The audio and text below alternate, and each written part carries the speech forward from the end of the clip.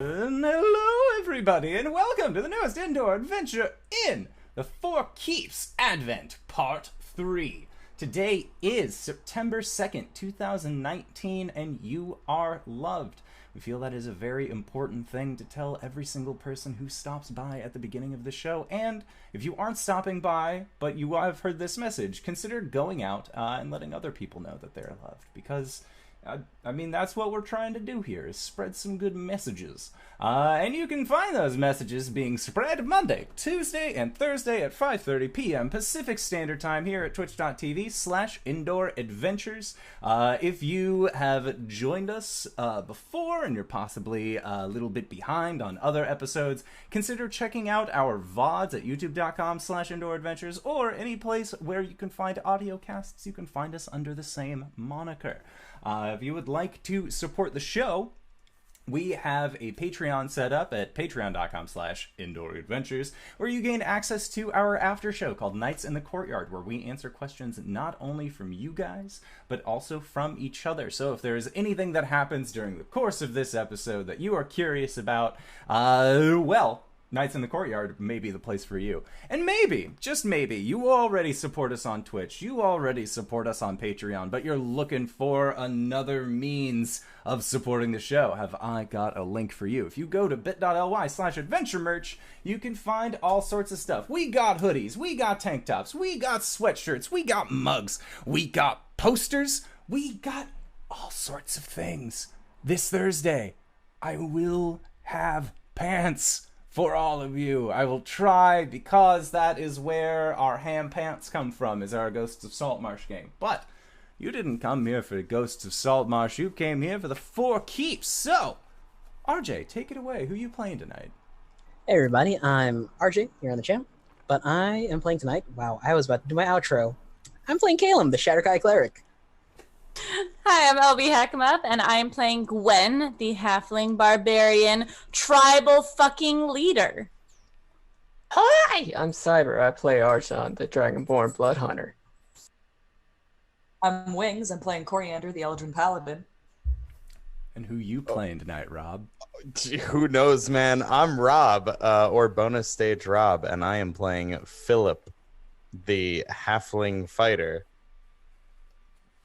Yes, and I am the Indoor Adventurer, and tonight I shall be your Dungeon Master. So, last we left off with our group, the Four Keeps. You guys had managed to enter into a Goliath encampment, being Gwen's home tribe, the Tread Thunder clan. And upon being there for less than 24 hours, Gwen challenged the then chieftain, Herois, to a battle to the death over who got to be the leader of the Tread Thunder clan. Herois may have been a little bit full of himself as the battle raged on, with the Four Keeps using all of the sneaky powers that they possibly could to buff the shit out of Gwen the Barbarian, giving her resistance up to a fourth of the overall damage that she received on everything. So Herois was a little bit out of his depth, even though he seemed a tad bit stronger than you might initially suspect.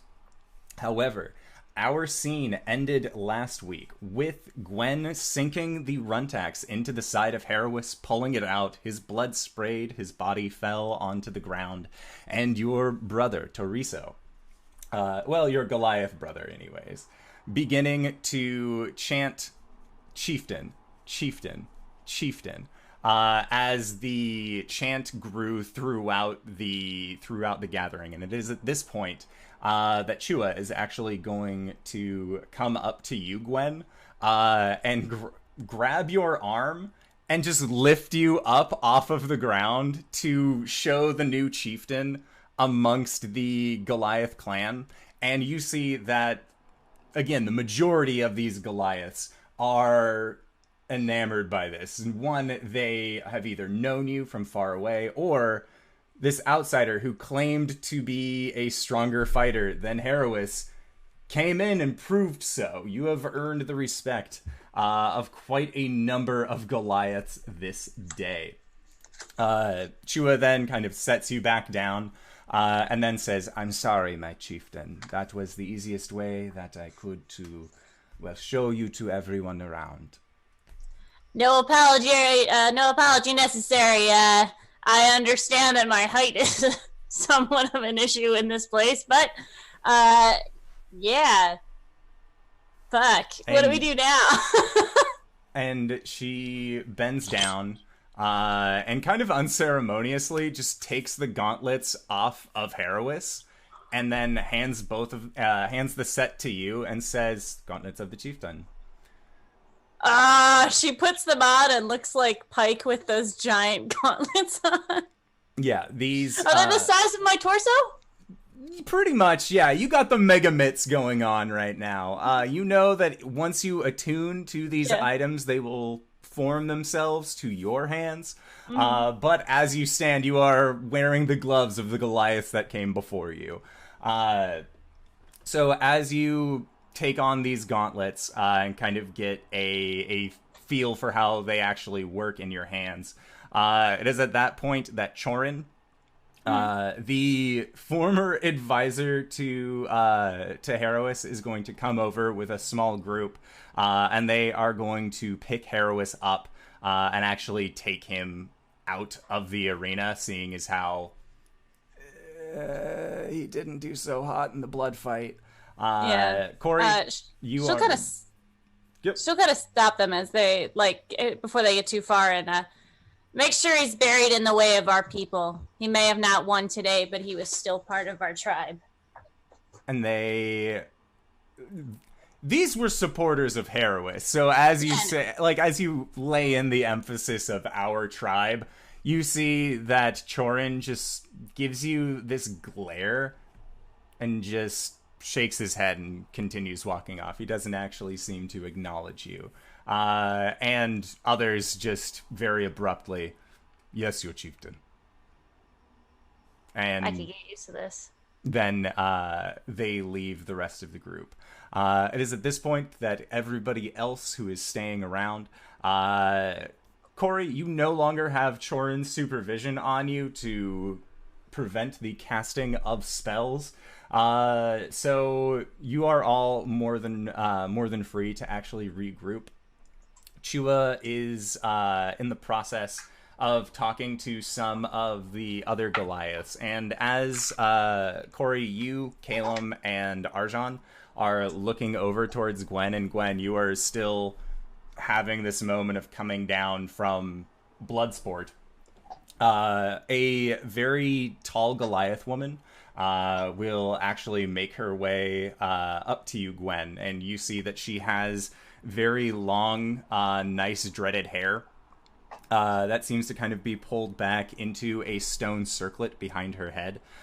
She's wearing almost what would appear to be regal style clothing, at least nicer than many of the other Goliaths. And you would recognize this woman to be Sigourney Swiftfoot, the tribe's mother. Mother! And you see a smile across her face as she says,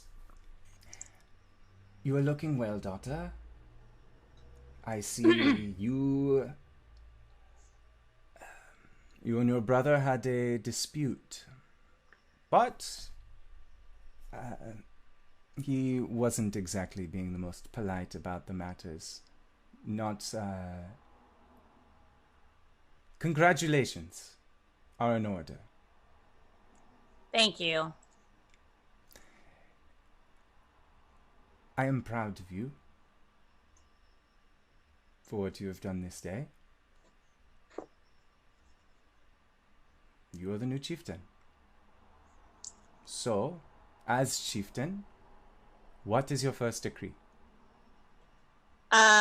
I actually do have a decree, but I feel like I should address everyone, yeah? And she nods, and she says, "Chua and I can rally everyone together if you would like everyone in the tribe to be here all at once." Well, most of them, yeah. "Later this evening, Sounds good. We'll have a celebration. new chieftain, New chieftain. Why not a feast? Hell yeah. And at that, she says again, I know that you will do us well, daughter. And she seems to have a very loving kind of voice to her as she's talking with you. She seems to just have missed you more so than anything. And then you come back and you do this great thing. At least she thinks it's great. She'll, is it appropriate for the chieftain to hug their mother? You've seen people pay respect to their elders in a variety of ways. Solid. I'm gonna hug her thigh. Or her calf. And she just sort of pats your head. Alright, let's get this party started. Okay. Gwen's gonna turn back to her friends, and she's gonna be smiling. And as soon as the tent mother walks away, she's just gonna be like, "I am so glad I became chieftain because if I hadn't said hi to her before all this shit had come down, and I hadn't become chieftain, I would have been in so much fucking trouble." Why? You can't go home and not say hi to your mom first. I wouldn't know. I wouldn't know. No, that tracks. Thank you, Cori, for not making this fucking awkward. As you're looking at Caelum, his face is all bruised up. Jesus Christ, what happened to you? 2nd level cure wounds. Thank you. Okay. Stay wise as fuck. You get 7 points of healing. Thanks. Caelum, what was that thing you did? Oh, it's fine. Yeah, so I told you it would increase your resistances. Yeah. Yeah, I also take some of the damage. Okay, you're never fucking using that on me again. Lay on hands for 35. Thank you. Thank you. Thank you, actual healer. Oh. Sorry. We have 3, okay? Yeah, we're good. I mean... it's fine. And that whole eye in the middle of your forehead thing? Gone. Okay, good. Like, for good now? He tries really hard. Actually, I'll poke him directly in the forehead. Just poke. As Coriander pokes, he'll activate the knowledge blessing to make the eye flare up. That's eye salute. Oh my god, he's cursed again! God, Chua! I'm not... You know... This is what happens when I try to make a joke. I'm just gonna... walking off. Guys! I'm the fucking chieftain now. I have a lot of power. Yeah. Yeah, you do. You do. How does one, like, be a good chieftain, you ask? And I would tell you, I don't actually know. I didn't really pay attention to that stuff. Well, we'll What just... is that? Yeah, we'll just do it how we normally do it. You carry yourself really well like a leader, like you keep all of us sane. So I'm sure leading a tribe of very strong barbarians is gonna be right up your alley. I'm pretty sure the barbarians are more emotionally stable than we are. Probably. Probably.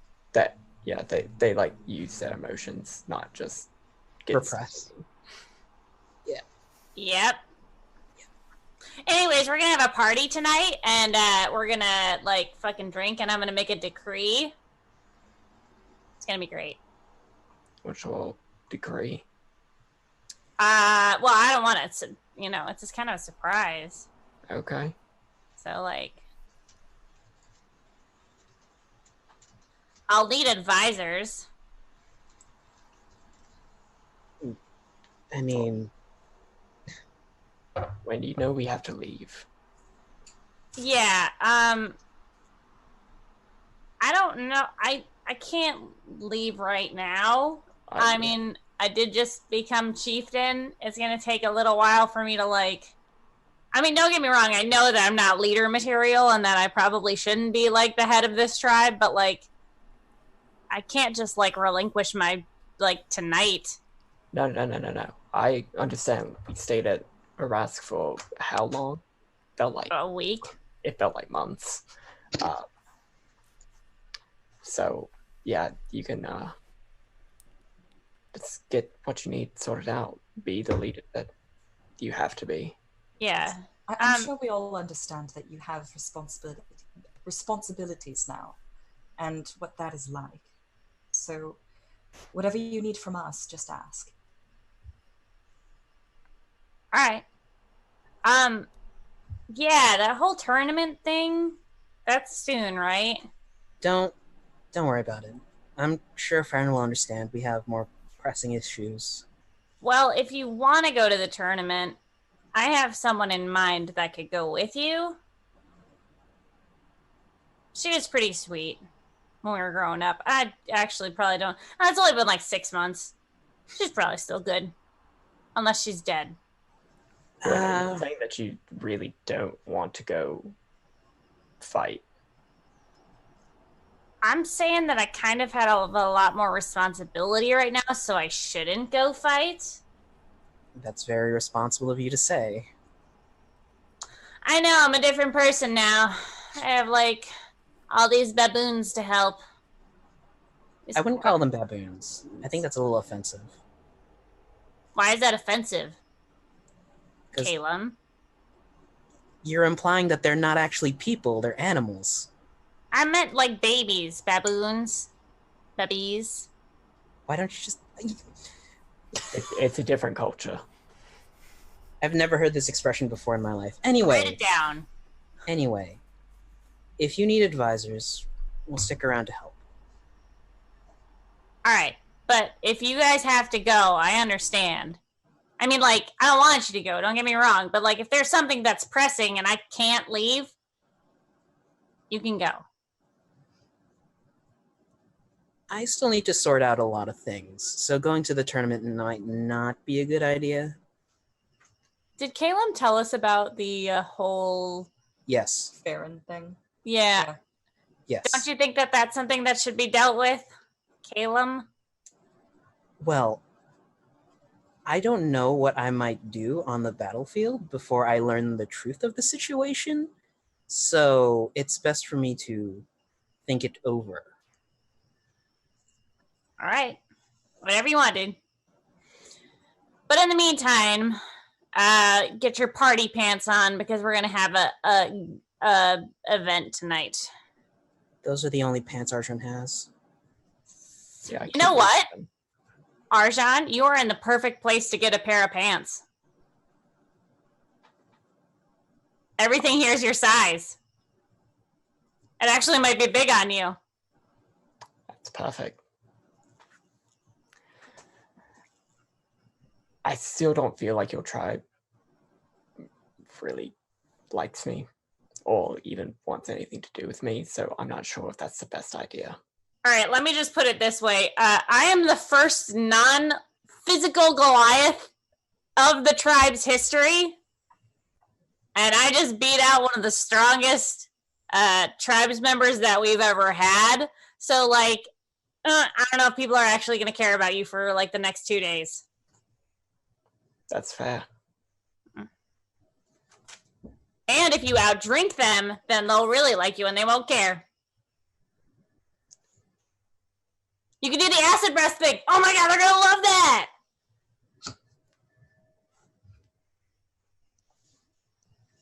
I will follow your lead, chieftain. Do we have to bow to you now? Yeah, actually. There's a whole system. We don't belong to your tribe. Well, you're part of my party, which means you're a part of my tribe. Chorizo! And at that, as you yell for him, Teresa will run up and give you he kind of runs down and just gets real low and then picks you up, like just two hands at your sides, lifts you up and spins you around. I do the what is that movie? The dancing one, Footloose. Yeah. He spins you around and then pops you back in for a big hug. And then says, "I can't believe it. You actually did it. I never doubted you." But excuse me, sir. I am your chieftain. You are also my kid sister. And he headbutts you and then sets you back down. You have to do you have to show them the bow. He curtsies at you. Thank you. And he does a very exaggerated one, like pressing aside a fancy city dress like he's seen before. I'm gonna insight check this. +6 is 15. Okay. He looks like he's just giving Gwen a hard time.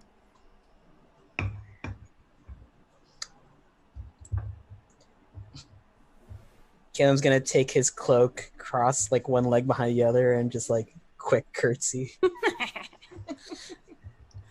right, bitches. We're doing a party tonight, okay?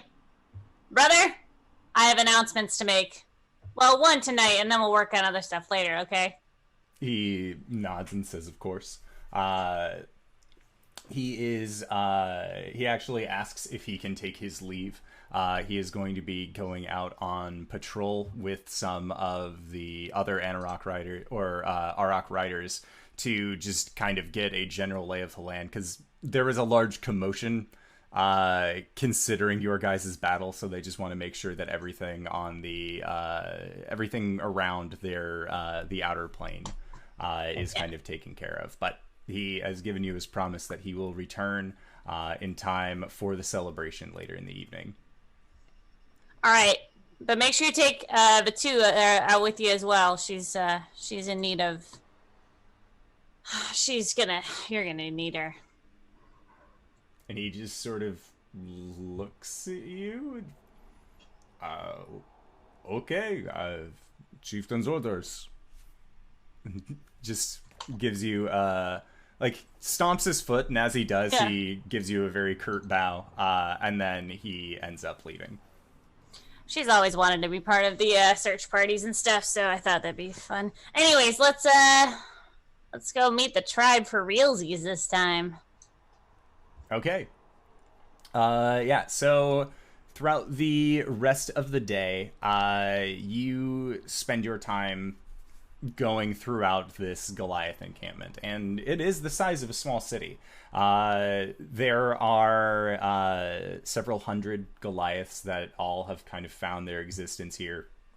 And as you go through, you find out that there are many of them that came from what are known as the Goliath Knuckles, which are small groupings and clusters of Goliaths that these ones had come from the warring nations, seemingly have been pushed out after the collapse of a larger nation that had kind of built itself up and then was once again attacked, discorporated, and swallowed up by other nations. Different individuals have different ways that they kind of have dealt with the Knuckles before, but it seemed like where they were and where they were going to be absorbed into, there was just no room for them, so they decided to go north, hearing about the tales of Herois, this kind of more, at this point, famed Goliath chieftain,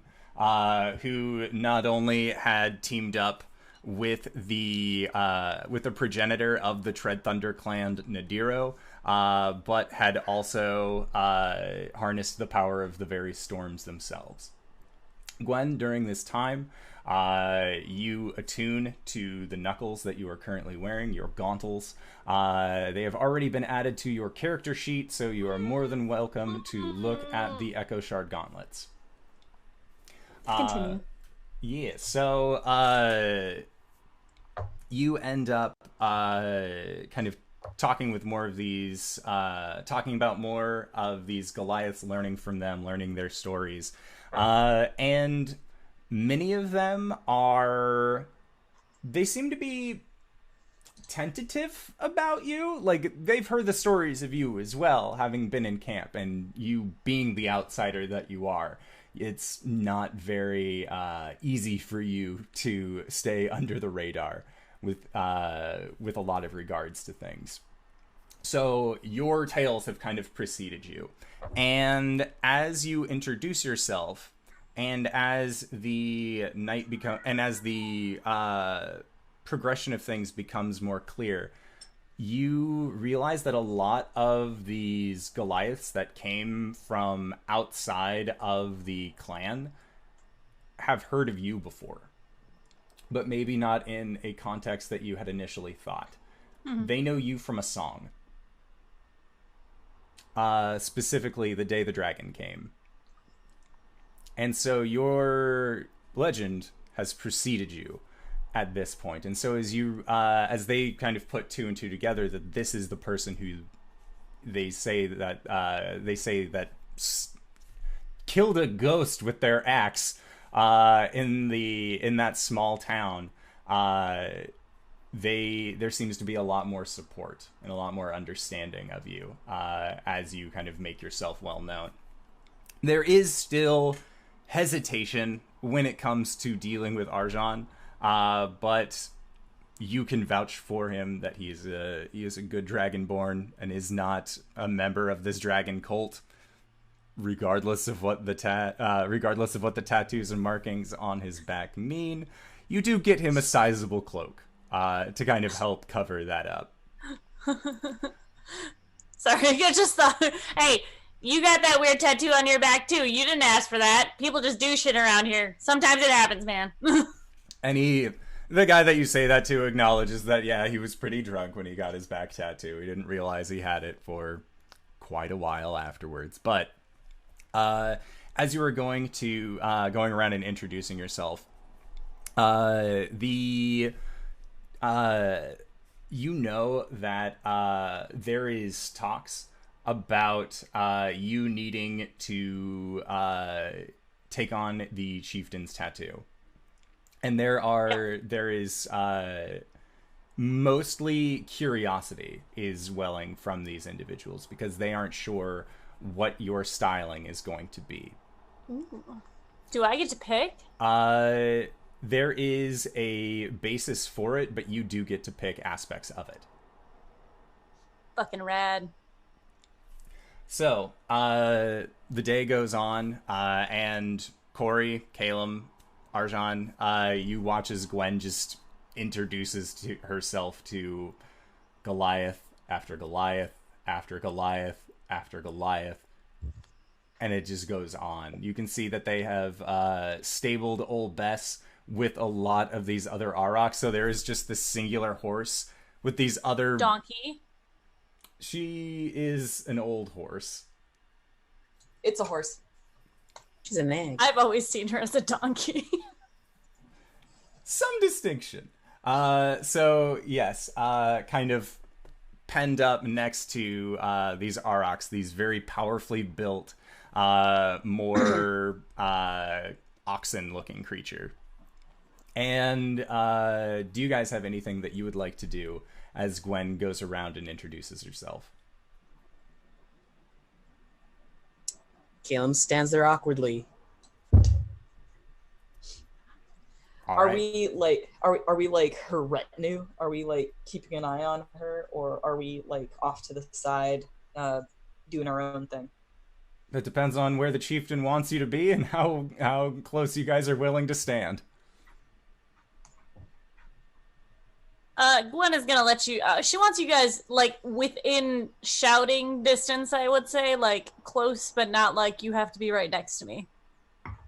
I'd like to be someplace that I could keep an eye on Gwen, but also that if that skeevy advisor Chorin makes himself seen, I'm going to be keeping an eye on him as well. Okay. Same. Sounds good. Yeah, Chorin does not seem to show himself at all during this time. So, the rest of your day goes by otherwise uneventfully. It is just congratulations, beers being passed and shared to the new chieftain. People kind of bad-mouthing Herois a little bit now that he's dead. Kind of talking about how during his time as chieftain, it was very much a borderline, not necessarily tyrannical situation, but he was strong and he knew how to flex, which kind of kept a lot of people more ingrained in the classic sense of tradition that he was spouting the rhetoric of, versus kind of realizing, okay, we don't want this guy. And they didn't know that they wanted you to be their chieftain until you actually got a chance to talk with them. So, then later this evening, as you are getting ready for the announcements, you have brought together, in this town square, as it is the only place large enough to actually house the number of Goliaths, you see that they have actually built a kind of standing podium area. It has railings kind of off to the side, so that way you can scramble up and be at a much larger place to actually address all of these Goliaths. And as you are enjoying this festival, as you are sitting at the head of this large table that all of your friends are sitting at, Chua is sitting at, there is a spot that is open for Terizo. He is yet to arrive. And you see that there is actually there is a bard, which seems very odd because it is a Goliath that doesn't necessarily know how to do the standard hakas that the Tread Thunder clan is known for, but instead actually has a rather oversized looking instrument that would be oversized by any other standard means. It is a lute. And he is actually going to play for you all the very song that the Knuckles knew, at least kind of leading up to this. So, this is The Day the Dragon Came. The end of fall was near at last, and the frost was yet a snow, but the events that took place on Hollantide were where more was reaped than sown. A spirit, a spectre, a grave contender, led to a flash of light, a call of fright, a yell of quick surrender. It was surely the end. All hope had been lost. There was nothing left which we could do. Our ley lines were poorly crossed. A cleric of the moon, eclipsed by death and despair, turned on his friends, his body becoming the spirit's lair. With claws like knives and scales black as the night did the dragon appear, setting things right before our eyes. The Stompfoot's rage took an outward display, and soon the spirit was free. The children of the forest flew to each other, sharing the healing of the hands upon which they lay. Fierce as the sun and brilliant as song did the dragon's claws pierce through the spirit, its essence unraveled, its terrors undone. And with a mighty roar and a powerful frame, we vowed never to forget the day the dragon came. Caelum has sunken so far into his seat that you can't see him at the table. As soon as I recognize the song, I just put 2 fingers on my holy symbol. Gwen is all about this. She's eating it up. That's me. That's me. That's my friends. Cori will get out her little mechanical bird and record. Okay. Yeah. All right, so your song comes to completion, and it seems like a lot of the Knuckles were actually joining in on singing and chanting this. There was quite a few of them that seemed to have known the words, whether it be as a travel song or by some other means. Caelum, you are sunk so far down in your seat. You want none of this. But your dinner ends up kind of coming to an end. And that is when there is call for announcements. They are ready to hear what their chieftain has to say. And you can see off in the distance that Terizo is actually making his way to the front as well. All right, cool. Gwen will jump up on the podium meant for her, and she says, "Hail, fair Goliath, brethren and sisterin!" There is a lot of cheering, a lot of stomping of feet, and clanking of cups on tables. I know today was not what you expected out of this week. It's fine. I didn't either. Let's be honest. I'm not here to upset the apple cart, or the apple trolley, as we call it. I know that I am but a halfling, a Goliath in a halfling body, but I have bested our tribe's leader, and I am now the chieftain! And at that, there is a bunch of cheering. Just, yeah, chieftain! Alright, I do have some things. The first one, I have been doing a lot of traveling, as you know. Some of you are new. If I have not met you, please come up and say hello. I know that some of you are new faces to our tribe since I've been here, and I just want to let you know that I've been part of this tribe for 20 years. I've grown up here, and this is the only family that counts to me. All right? And the first thing that I'm going to declare, because I have traveled and I know that there is danger. I know that out there, and she points up to the sky, there is something dark that is coming our way, and I know that we are going to need the best and the fucking brightest on the battlefield, and I know that comes from this goddamn tribe. As she's saying that, is there like a banner of the Stompfoots? She's the only Stompfoot. Yeah. I'm sorry, Tread Thunder. They don't really have a banner necessarily, but the symbol that you've seen is just clouds. Like dark rolling clouds and lightning bolt. Just gonna cast Silent Image above Gwen with like a banner in a banner form of like the cloud and lightning bolts. Okay. You're terrible. Oh my gosh. So, for my first decree, I say, not only do we need to train hard, but we need to make sure the next generation is ready. So, if there's someone you've been looking at and you haven't been able to say something, tonight's the night we're going to make some babies. All right? I want everyone to do their part, okay? And as you say that, you see some of the people just, yeah! Yeah! And you hear one dude very vehemently in the back just, yes! Yes! Just one guy is the only one making that very loud, exasperated yes. That happened, like, as soon as you said it. As that happens, you see that there's actually been a little parting in the crowd.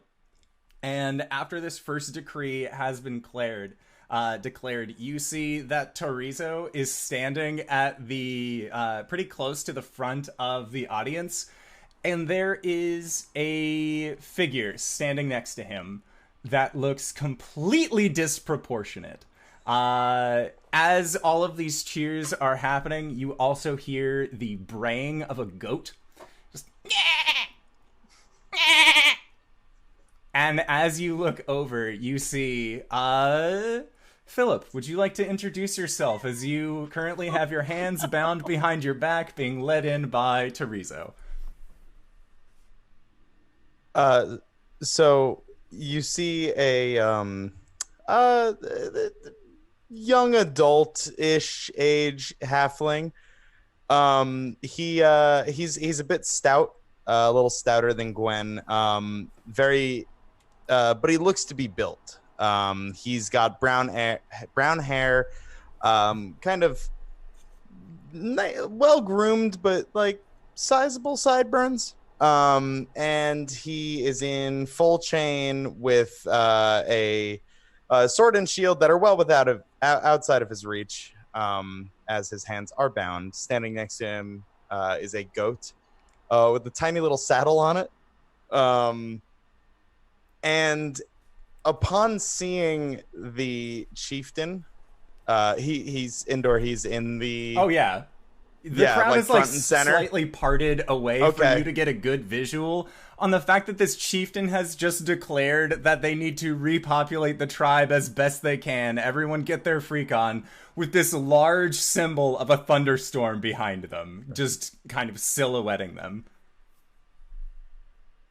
Guinevere? Gwen's face just goes like immediately white, and then her eyes go from her brother to the ground. Oh my gods, it's you! You will respect the chieftain, and he just kind of like shakes you a little bit. I'm sorry, Decrees! More decrees! Are there any more, chieftain? Not for tonight, get drunk! There's a large cheer at that point. And you see that the crowd kind of disperses. And Philip, you are led by Toriso up to the chieftain. We found this one at our borders. What were you doing on our borders, person? Guinevere, do you not recognize your betrothed? I've been looking for you for so long. My family, I told them you were alive. I told them. Oh my gods, I cannot wait. I do not want this person in my sight anymore. Please bring him to my tent. And then at that, you see Torizo makes a circle with one hand and points to the other. Fucking kill you. It was your decree that everyone gets freaky. That's not his voice at all. Nope. That was Grayskull. That was Grayskull. Back in there. But he does say, "You're the one who said that everyone should get freaky."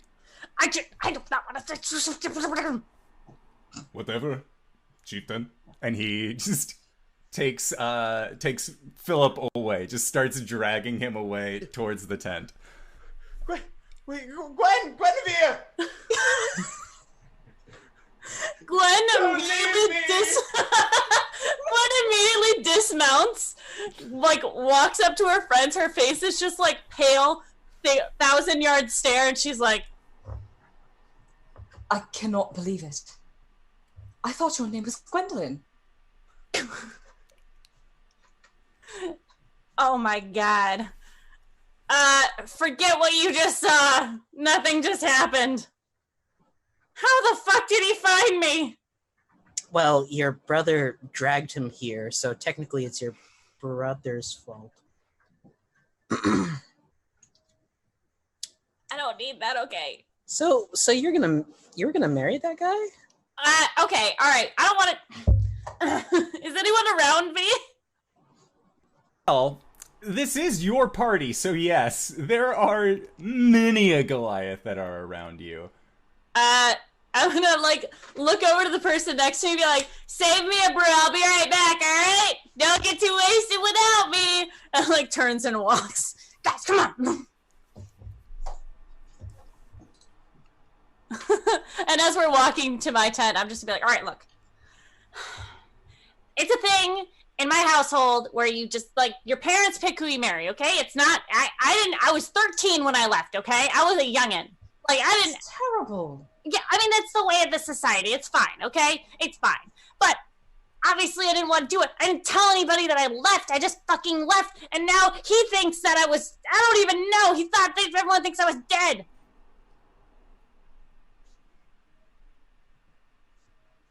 Someone say something! Well, kind of a lot to be springing. First you said everyone get freaky, and now your fiance comes, and He is not my fiance. Ex-fiance, whatever. We're processing. Give us a sec. Do you need to break this off? There is nothing going to break off. Do you need us to kill him? Caelum? What the? Gwen does that all the time. He hasn't done anything. He's been kidnapped by Goliaths. All right. Okay. I'm gonna go in and talk to him. You guys should be in there. All right, let's do this, okay? What are we going to do? Just look intimidating, okay? You're my party members. You're supposed to be intimidating. Okay. Okay, and she like quickly stops and turns and she's like, all right, I've done a lot of really cool shit. I'm the fucking leader of a tribe, right? Like, Gwen is like dealing like this with this, like a person going to like their 10-year high school reunion and they're like, I have to impress people, okay? Caelum's just gonna pinch her cheeks. What was that for? You're not acting like yourself. It's been a day, okay? It's been a day. This is not what I expected to happen today. Fuck. Okay. Let's do it. She's gonna throw open the tent flap as she walks in. And, this chieftain's tent, used to be Herois's. Huge.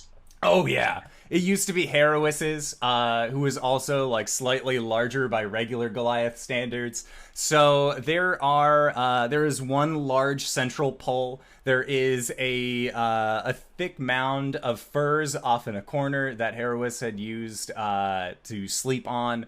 There seems to still be weapons and other things that are lining the walls. They didn't really clear anything out. They just sort of said, here are the keys. All the furniture is included. And tied to this center pole, arms still behind his back, is Philip. Wait, are we trying to scare him or? No, just look intimidating. Okay. Caelum changes his eyes. Thaumaturgy. What are you doing here? I Are you gonna cry? Can you not? was surely the end. All hope was lost. It's just like the song said. And then, oh, the gods. The Stompfoot's rage. I knew it had to be you. Oh my God. I knew it. I had I been able to catch you faster. I've been searching for so long, Guinevere. Wait, I'm sorry. You've been searching for me? It's been 20 years. How long have you been searching for me? We were but children when you left, and when I found, they told me it was too dangerous to go to the Goliath camp, and well, they travel, you see, and so for years I trained and became a champion and a skilled fighter in my own right, and just waiting one day, holding out hope that perhaps we'd get some word of you of what happened to you at some point, and then the song. I knew I had to make out for Silt Creek as soon as possible. My family wouldn't support the trip to Shroudport, but I did what I could. My trusty steed and we've been on the road for some time now. Oh, Todd. Where is Todd? Hey, Trees, whoever's in the tent with me, is my brother in the tent with me? Your brother is on the outside of the tent, standing guard. Which I know he's, like, listening in. Trees out! And I'm gonna, like, poke my head out. Can you make sure they don't eat his goat, please? No promises. Go now, please. Thank you. He bows and then quickly begins walking off. All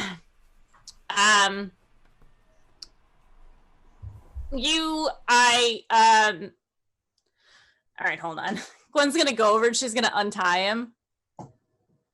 He immediately tries to hug you. She puts her hand on his face, and she's like, no.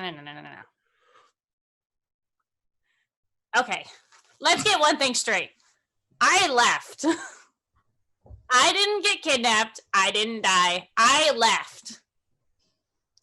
Under duress. No. Of my own free will. I joined this tribe, okay, became a Goliath warrior. Now I am their leader. Yes, I see. It's very impressive. He said that like he's not impressed, and she is like, fucking. But it's time for us to go home. Oh, no. Yeah, that's cute. I appreciate that you've been looking for me for this time. It's actually kind of nice to be wanted in such a way, but I am an independent lady, and I am definitely not going back to the halflings. Yes, well, I'm not asking you to sacrifice your independence. It's complicated. Your family needs you to come home. Why? Well, you left behind a fairly complicated political situation. Yeah. The marriage was to unite the Proudfoots and the Spice Bottoms, and I stand no chance of becoming head of my family, you understand, but your parents, well, there's no way around it. They're the laughingstock of Greenreach. For why? For their only daughter suddenly up and leaving on her own free will, abandoning the culture that they had such a difficult time even having children in the first place, and now when they have a chance to unite their households, I mean, they have no stake in the political situation now.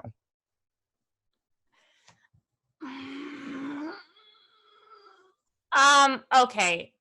I left when I was 13, okay?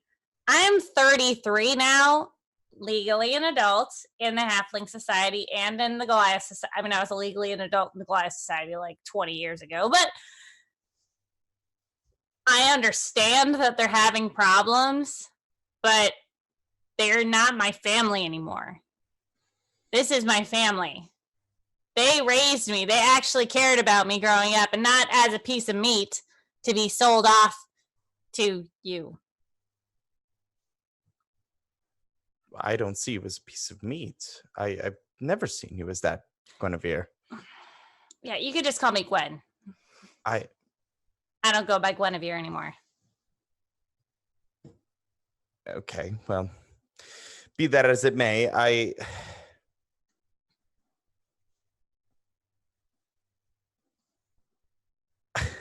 I've risked a lot trying to come find you, and it would mean a great deal to me, your betrothed, if you would at least make an appearance. I'll think about it. Look, you don't even know who I am anymore. You gotta stop calling me that. What else am I supposed to call the woman I am destined to marry? Okay, all right, look, okay. We're not destined to marry each other anymore. I am not part of the paperwork says otherwise, but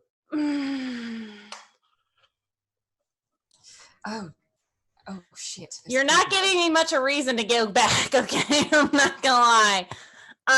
So let's just table this for right now. I know it's been a hell of a trip for you, I'm sure, being a halfling on your own with only a goat as your companion. So there's we're having a party tonight because I just became chieftain, right? You know, pretty cool. And then we'll talk about this maybe tomorrow or the next day. Because, like, I do have a lot of things to do as the leader of a people. Okay. You're not going to do that thing where you just run away in the night again, are you? Well, I really can't do that right now because I do have like a thing that I have to do with this whole being chieftain thing. So I can't actually leave because I actually care about these people, and not that I don't care about. This is not the day that I thought I was going to have. Okay, look. Have you ever had Goliath mead?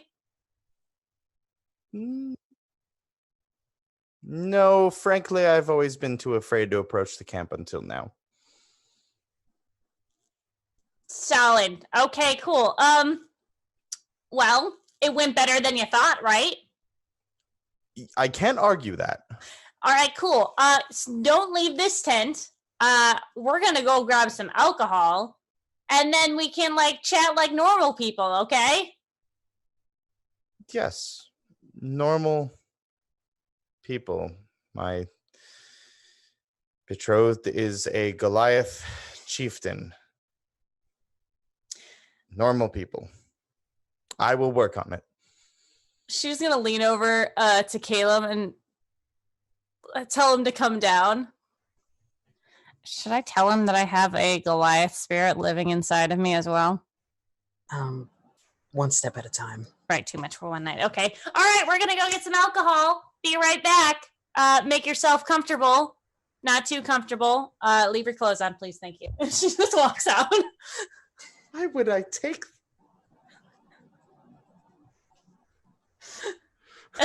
If her friends do not follow, she's going to like peek her head back and guys, can you come out, please? Could you just come out here, please? Okay. Yeah. Gar. Yep. It's nice to meet you. I'm Cori. Cori! Thank Philip. Bye. And as you guys are exiting out of the tent, you see that Terizo is leading a goat that has a very scared look in its eye. And he just sort of asks, what do you want me to do with this creature? Why don't you just put it in the tent? There's enough room. You are the chieftain. And he just opens the side of the tent and just kind of like one hand cups the backside of this goat and just shoves them inside. Todd! Then the curtain closes again. So, if you don't want to talk about it, that's fine.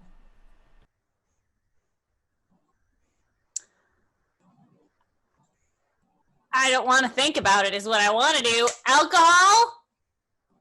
I can repress too, okay, guys? I do it with the booze. She's gonna pop open her cork that her flask that Cori gave her and just like Okay. All right. Well, meat and food. Meat sounds great. Yeah. And then after we get that, we'll go back to the tent. So, are you just like filling up cups and then returning, or are you going out just getting obliterated and then coming back? She'll probably have a glass of mead plus whatever she was drinking from her thing, and then head back. Okay. Honestly, just because she doesn't want him to wander. Sounds Cori good. will guard the tent. She'll just stay there. Okay. Yeah. So you guys are out getting food. Cori, you and Terizo are kind of keeping watch over this tent, and you hear there are clattering noises that are happening from inside of this tent, as it seems like this goat may not exactly be an indoor animal. And by the time that your party members return, looking inside, it looks like this goat has actually started to munch on what had been a tin mug. It seemed like it has like crunched onto the sides and is currently in the act of making it small enough for it to eat. that Gross. healthy? He's fine. He's just got a little bit peckish. Oh. I will hand. Terribly powerful creature. Yes, he's a very, very noble steed. Hand a mug to Cori. Hand a mug to Philip. Hi, I'm Caelum. Caelum, pleasure. I am Philip Spicebottom. Oh, wait, So, intimidating. Oh, are we supposed to still be intimidating? No, it's fine. It's fine. Just whatever. It's fine. Just this is Arjan. This is Cori. This is Caelum. They are my adventuring party, and they are terrible at this. It's fine. the dragon. Were you in the song Coriander? I think that it was a little understated, but Yeah. I was definitely there for the events of the song. Okay, and that must make you the vessel. Caelum. Nope, I was not in that song. I was No? Nope. I joined up later in the event. I could have sworn the blacksmith, JD, she had mentioned. Wait. You talked to JD? You talked to JD? Oh yes, I went to Silt Creek shortly after I heard that. How's the owlbear? Oh, it is. Oh, it's a very, very terrifying creature. I wouldn't know. I didn't really set foot anywhere near it. Oh, I see. Are her and the dude still together? Oh yes, Solid. yes, they make a lovely couple. High five, Cori. Matchmaker. Yes, I traveled to Silt Creek, and it seems I had just missed you all, and well, I made my way back. Tried to make my way back to Greenreach, and got a little lost in the forest. And then I came across a very kind Furbolg man who set me on the right track back toward Greenreach. Said his name was Plum. Plum, yeah, we met Yeah. them. You're supposed to tell him, hey. Oh wait, was he the one? I thought we talked to him. They all have fruit names, right? Well, yes, and he said that people had been calling him Fig as well. It was a little confusing. It's a foreign culture to me. All I know is I wasn't supposed to. His staff told jokes, and I wasn't supposed to laugh at them. I didn't hear any jokes. It's very strange, man.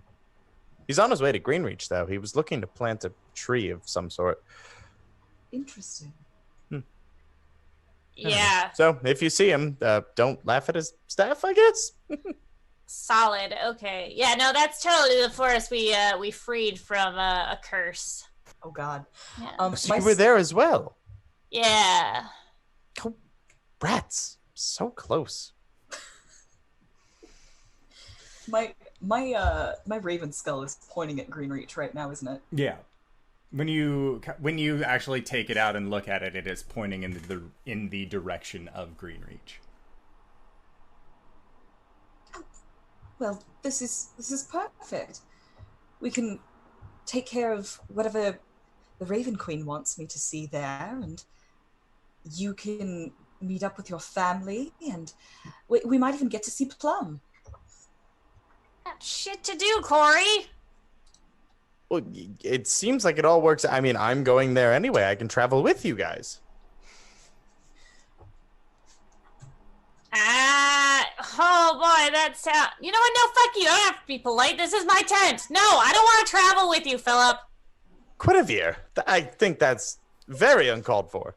Well, you know what? I didn't ask you to look for me. I didn't ask anyone to look for me. I didn't leave because I was taken or were helpless. I left because I wasn't. You guys just rolled over.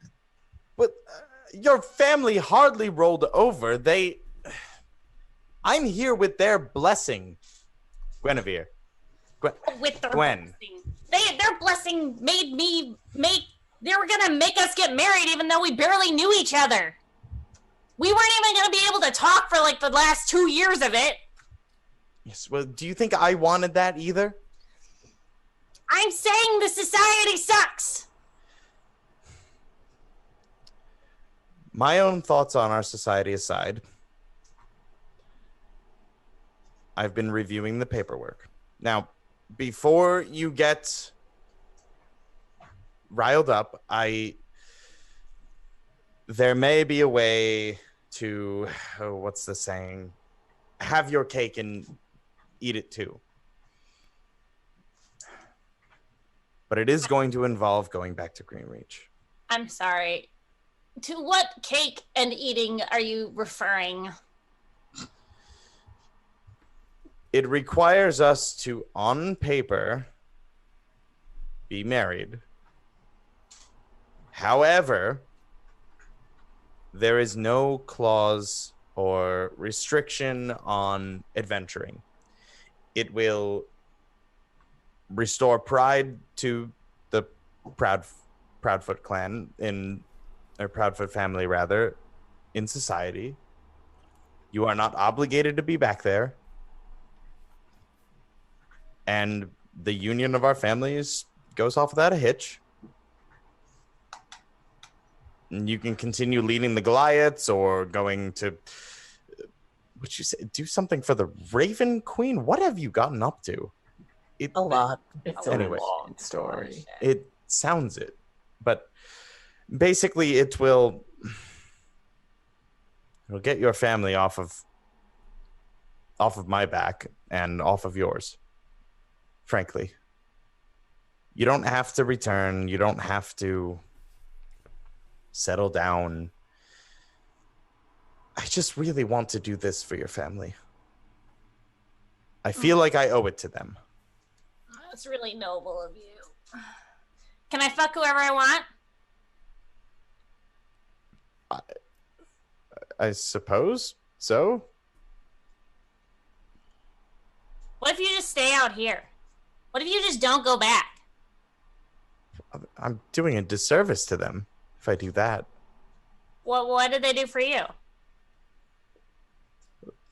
It's not about what they did for... I'm just trying to do something for them. I'm just trying to do the right thing. Can I insight that? Sure. Sometimes, Gwen, people do things without a reward because it's the right thing to do.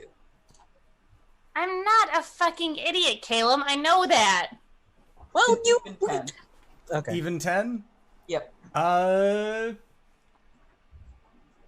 He seems like he's being honest. You're not really getting a read one way or the other.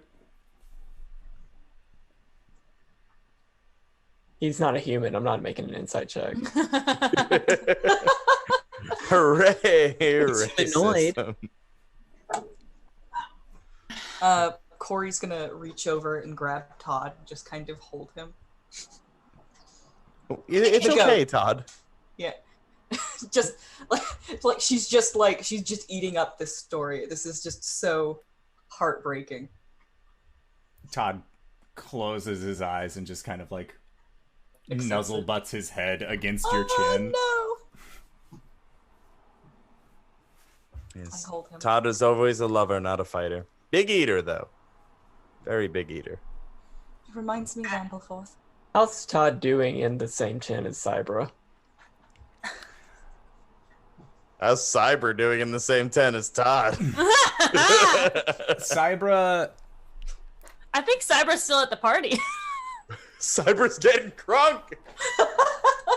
Oh, gods. Cybra is has kind of followed you guys. People have been giving her snacks and foods along the way. She's just been enjoying this so much.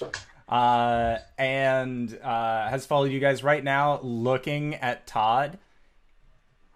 She is more looking at it, sees that Cori is giving a gentle hug to Todd, and so she's kind of like just steadily prowling up, and then sniffs a little bit at Todd, and Todd just looks over, the scared wide goat eyes looking back, and then just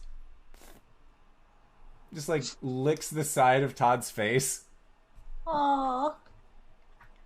I always picture goats as having like not any expression in their eyes. They're just like always that like derpy, yeah, yeah. With their square sides, pupils, yeah. Yeah. All right, I just had a flashback to my last trip to the zoo. All right. Nice in the courtyard. Can I invoke that? Yes.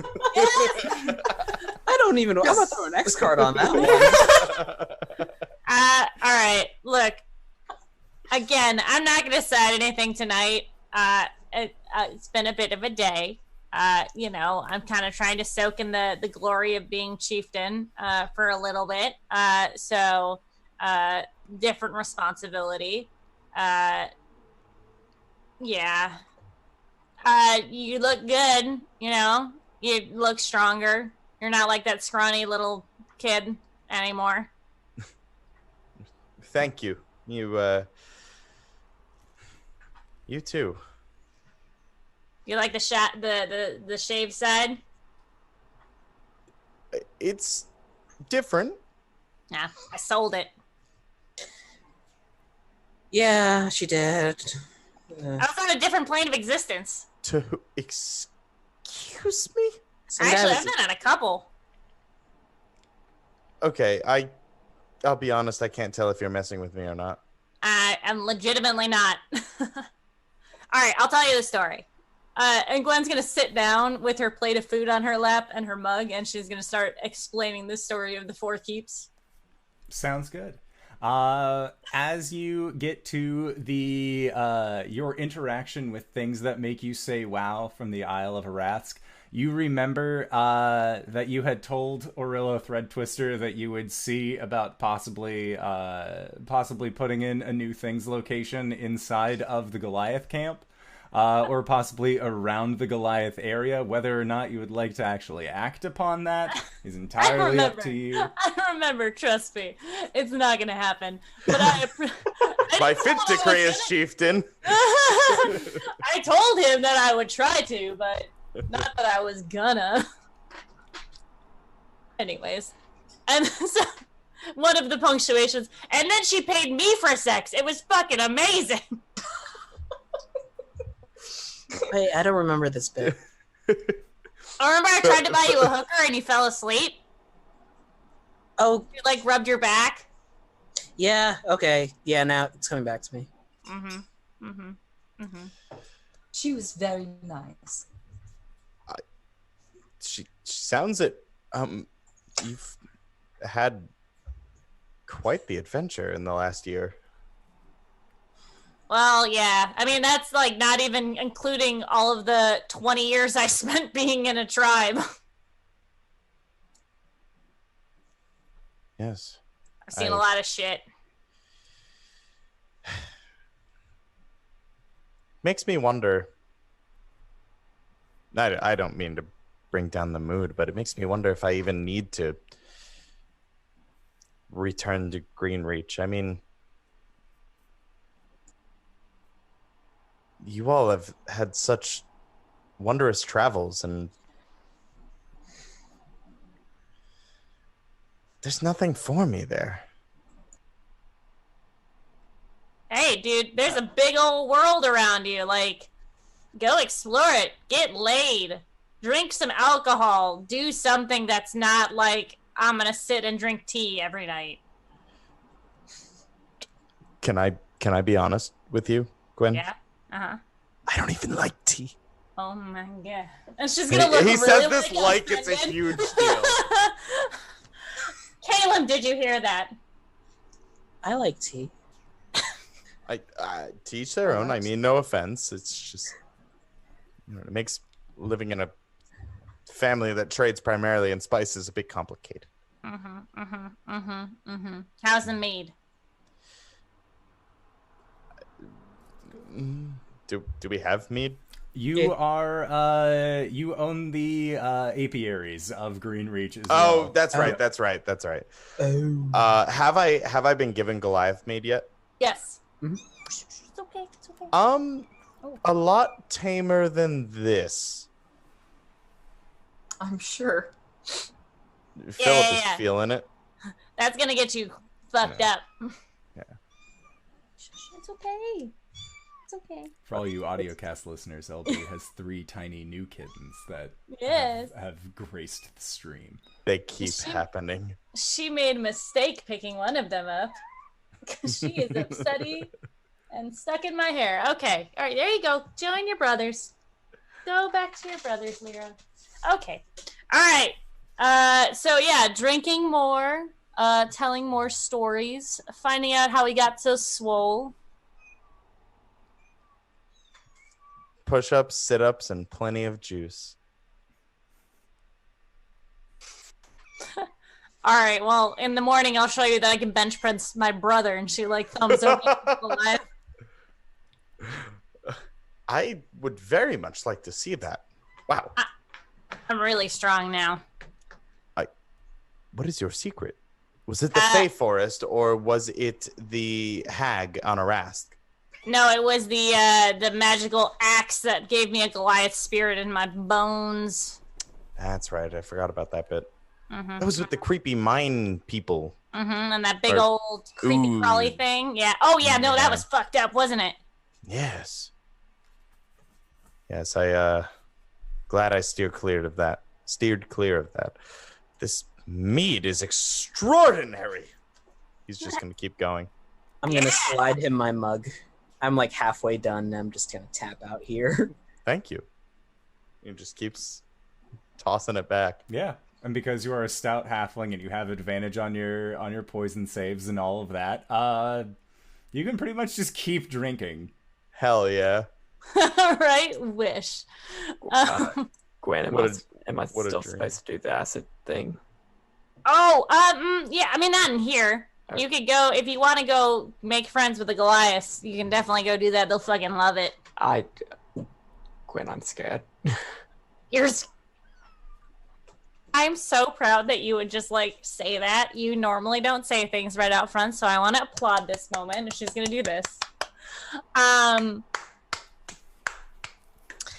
It's okay. I know they're bigger than you, and that's not very normal.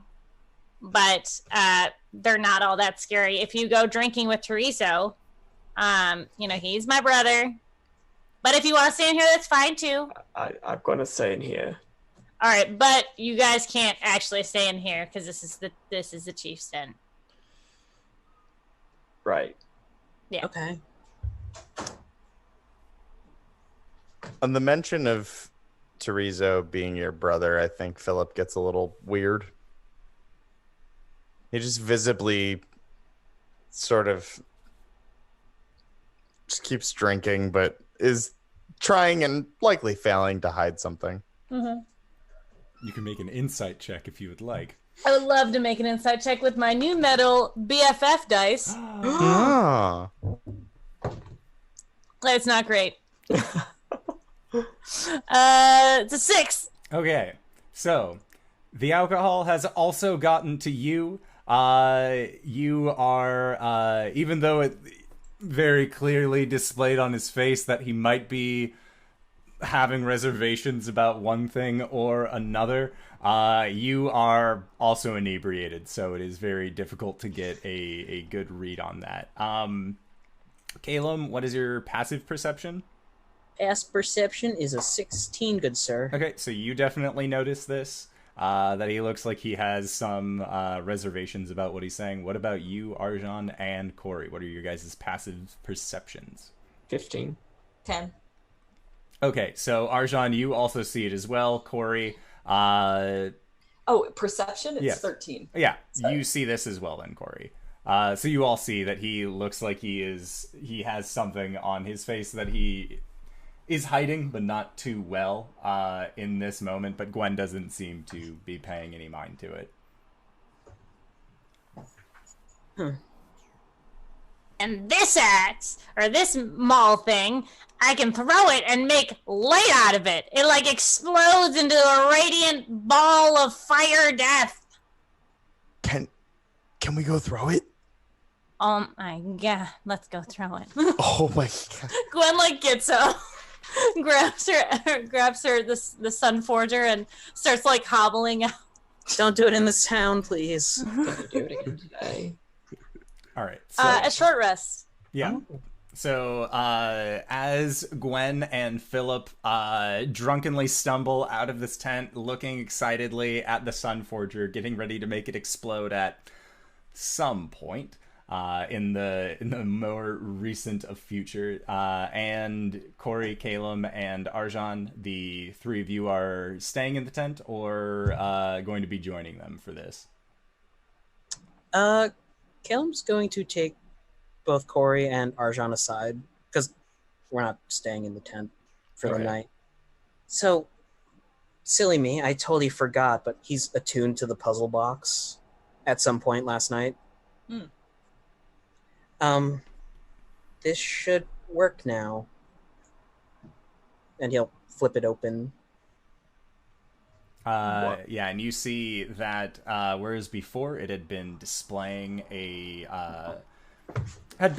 the same moon as when you had initially sent it out. It looks like after attuning to Caelum, it has kind of calibrated itself and is now reflective of the moon that you guys are currently seeing above you, which is it would be a quarter of a waxing moon. And it's pointing off in a different direction now? Or no, it wouldn't be quarter of a waxing moon. It'd be quarter waning, because you just had your full moon 7 days ago. Right. Yes. Is it pointing anywhere, or is it just like attuned to the current moon phase?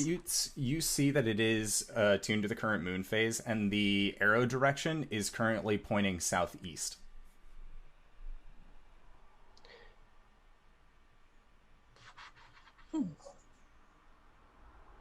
Very interesting. So we have that working if we ever want to chase down that lead.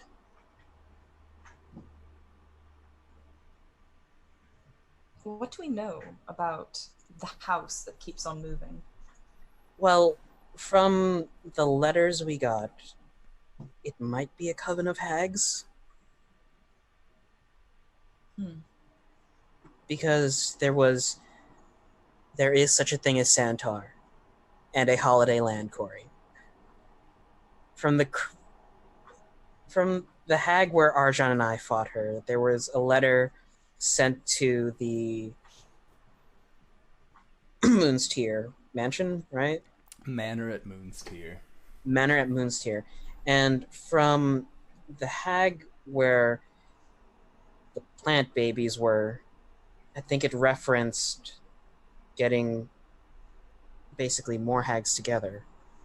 So, you know, I don't like it. I did sort of challenge Agatha's mother. Wait, you what? Oh, yes, I did.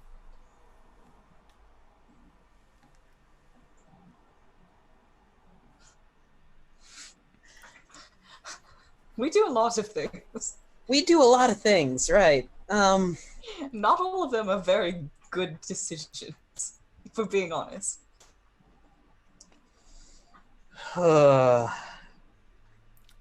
And Caelum, as you let out this exasperated sigh, that is where we are going to go to our break for the evening. So, I would like to say thank you to Rob for joining us. This has been excellent. I love Philip Spicebottom so much. He's so great. We are going to try and be back in 5 to 10 minutes. So don't go no place unless it is to grab a food, grab a drink, grab a friend, or possibly go to bit.ly/adventure merch, pick yourself up something nice, or leave us a review. Let us know how we're doing. I like seeing comments and live tweets and all that kind of good stuff sent our way. So if you feel like doing that, hit us up. This is nice. But until then, 5 to 10 minutes, and we shall return. All right, everybody. I didn't hit the thing yet. Bye-bye.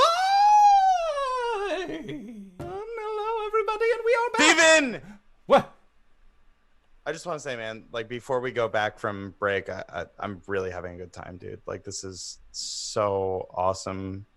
And, yeah, just let me know whenever we're rolling again, please. Joke's on you. That confession of affirmation is live. Who's live? Rolling. Get what the fuck? Dude, the helmet! Give me the helmet, dude. Come on. I'll call you later. How long were they down there? What?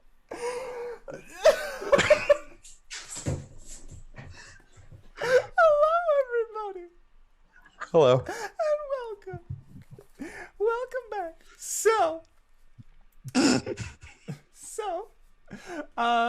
Yeah, we have our dear friend Philip going out with young Guinevere, as has been revealed to be the true name. And you guys are going to go make a Warhammer explode. As you do. It's like drunk people lighting off fireworks, really. Oh yeah. Actually, probably worse. Yeah. You'll see. Yeah, Gwen is going to walk to. We're in the center of town, right? Yes, and what a walk it has been. Gwen, the people have appreciated your decree. It's been like 1.5 years since you were here last, but you remember the sounds more so than anything. There's not many closed doors. Most people don't even bother going back to their tents as... Nah, fuck it. And so as Philip, you and Gwen are walking through town, there's a lot happening everywhere. There's a lot happening everywhere. Dear gods. Oh. Gwen's just look at the ground in front of you and just a little bit ahead.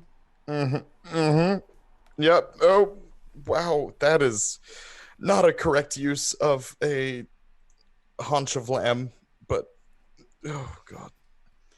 And she just immediately goes back into when you hear a dog bark a lot, you just stop hearing it mode, and she's gonna she's just walking leading him forward. Okay. Until we get to the outskirts of town.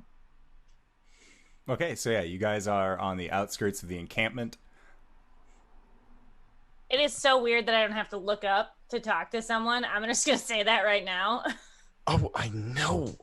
It's like we're the only halflings in the world. Right, dude. Crazy. Everything is crotches. Yes, I didn't want to say it, but I mean, it's so awkward. Yeah. Anyways, are you ready for this? Yes. All right. Don't hold your breath. I've always wanted to do magic. Oh, Is I'm this not doing magic. I don't think so. It might be I mean, this is magical. She holds it. This is magical, but I don't know if I'm doing. I think I'm fucking doing magic, aren't I? Huh? I think so. All right. Well, stand back, because I'm a little hammered. Get it? And then she's going to throw it. I got that one. And it sails. She'll wait until it's about, she'll do a 45-degree angle up until it's about, I'm going to say 100 yards away, and then explode it. And you hear that there are many cheers that come from the Goliath camp, followed by some initial just what the fuck was that? Because an explosion just went off in the sky, and it's not like you gave people fair warning that this was going to happen. So it looks like there is a very brief just oh my god, what is happening? And then they hear the laughter of two halflings as this thing explodes, and they're like, it's the chieftain. It's okay. Clearly, it is what the chieftain did earlier this same day. That is extraordinary. All right, watch this. And then she goes and summons it back to her hand. Yeah, and it looks like magma straight from a volcano that just forms into the shape of a hammer and then pop, just solidifies into the Sun Forger. Do it again. I can't. Magic, you know what? Magic has its limitations. I'm not a performing monkey. Okay. I'm sorry. I mean, no offense. That's what I thought. it's just like when we were kids. Except Do you with more not remember when we exploding were hammers. Yeah, no, I mean, like, you were all... No. When we were kids, you always got to play the knight, and I was, like, the fair maiden locked in a tower. Well, I mean, I wasn't going to be the princess. Why not? I'm not a girl. So? I'm stronger than you now. I might have to save your ass one day. I'll have you know, I am of one of the most skilled fighters in Greenreach. Okay, I'm not gonna lie, that's not really a high bar to set. Scoreboard. I killed a god, dude! You did not. There's no proof that you killed the god. It just went away. I didn't land the killing blow, but I got to harness my own fucking shadow like a story. That was pretty exciting, yes. Yes, it was. I like that part. And I met a cloud giant, and I was his prized jewelry, you know. There I was actually an object, and it was actually pretty cool. Because I got to leave. Okay, that hurt a little bit. Listen, Gwen. It's weird. I don't want you thinking that I take any pleasure in trying to make good on my promise to your parents. I feel like I owe it to them. Like, I get it. Like, I chose to leave for reasons, and I was young, and maybe I didn't make the best choices. Overall, this is probably the best choice I ever made. And she's like motioning to the camp of Goliath. But like, I get that even if they are my biological parents, it would still be a nice thing to help them if I can, when I can. It doesn't have to be tomorrow, but at some point it would be nice if you could stop by Greenreach and help me put their lives at ease, their status in society and all that, frankly, nonsense. It just means a lot to them, and yes. Well, that was heavy. All right, let's go back to the tent and see what the gang's doing. Just have you been able to like drown it out yet? Drown what? Oh gods! Oh, I forgot for a second. The Just worst tell me when we part get to about the... this is, as you both have noted, everyone's crotch is eye level for the halfling. Not when they're laying down. Come on. A lot of them aren't laying down. Oh, it's so smelly. It's bad. It is a rough time for all of you. But what are our other three heroes doing at this very moment? You know, Gwen said that we can't stay in her tent, but Caelum pushes Cori and Arjan back in. It's a little rough out there.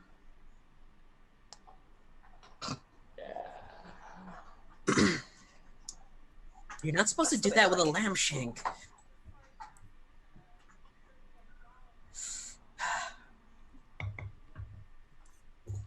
All right, so as you guys have like stepped outside, nope, just stepped right back inside. You're going to be there for probably about another 30 minutes or so until Gwen and Philip come back. And as you guys all rejoin, is there anything else that you would like to do for the evening? I'm gonna make sure that my friends get a nice sleeping quarters. Yeah. Okay. So, you manage to get them their sleeping quarters, and as it is getting later on towards the evening, all of your friends have kind of been placed in tents that are close enough proximity to you, as they have realized that you guys are part of an adventuring party. Each one of you can have your own tent, or if you are interested in sharing tents to consolidate space, you are totally down. They are totally down to accommodate that as well. Philip, you are given your own tent with some trepidation. Yeah. But they see him walking around outside of his confines laughing drunkenly with their chieftain, so they're not exactly sure what to make of that. Don't make that face, you're drunk. What do we make of that? All right. Gwen would like to ask Philip, so have you, like, boned anyone yet? Like, you're an adult. Well...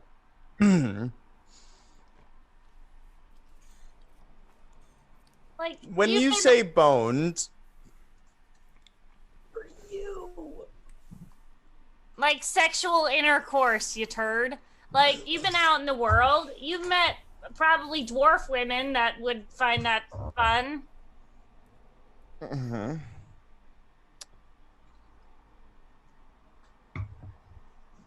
No.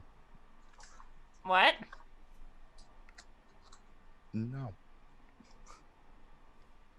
You really haven't? No, Guinevere! Oh my god, you dork! No. Don't look like that. You look like it's the society we came from. I didn't even know that sex was an option until I got here, and then I couldn't even do it because, like, I mean, you saw it. It's not gonna work. So, I mean, like, I didn't even get to explore it until, like, you know, a year and a half ago. So, you know, it's just, you know, that's fine. Okay, well, we should probably stop talking about this before I... Before you what, Philip?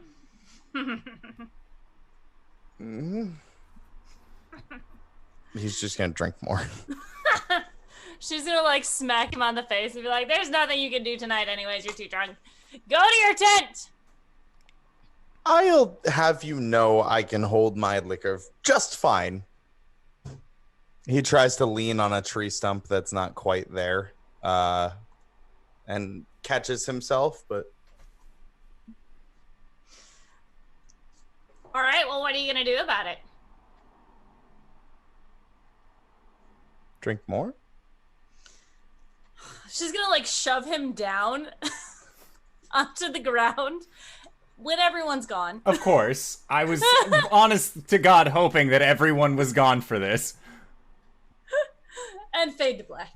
Okay, so... Do you just invite me onto shows to fuck me? Apparently. You picked the one that it's gonna happen on. Gwen fucks everyone. So...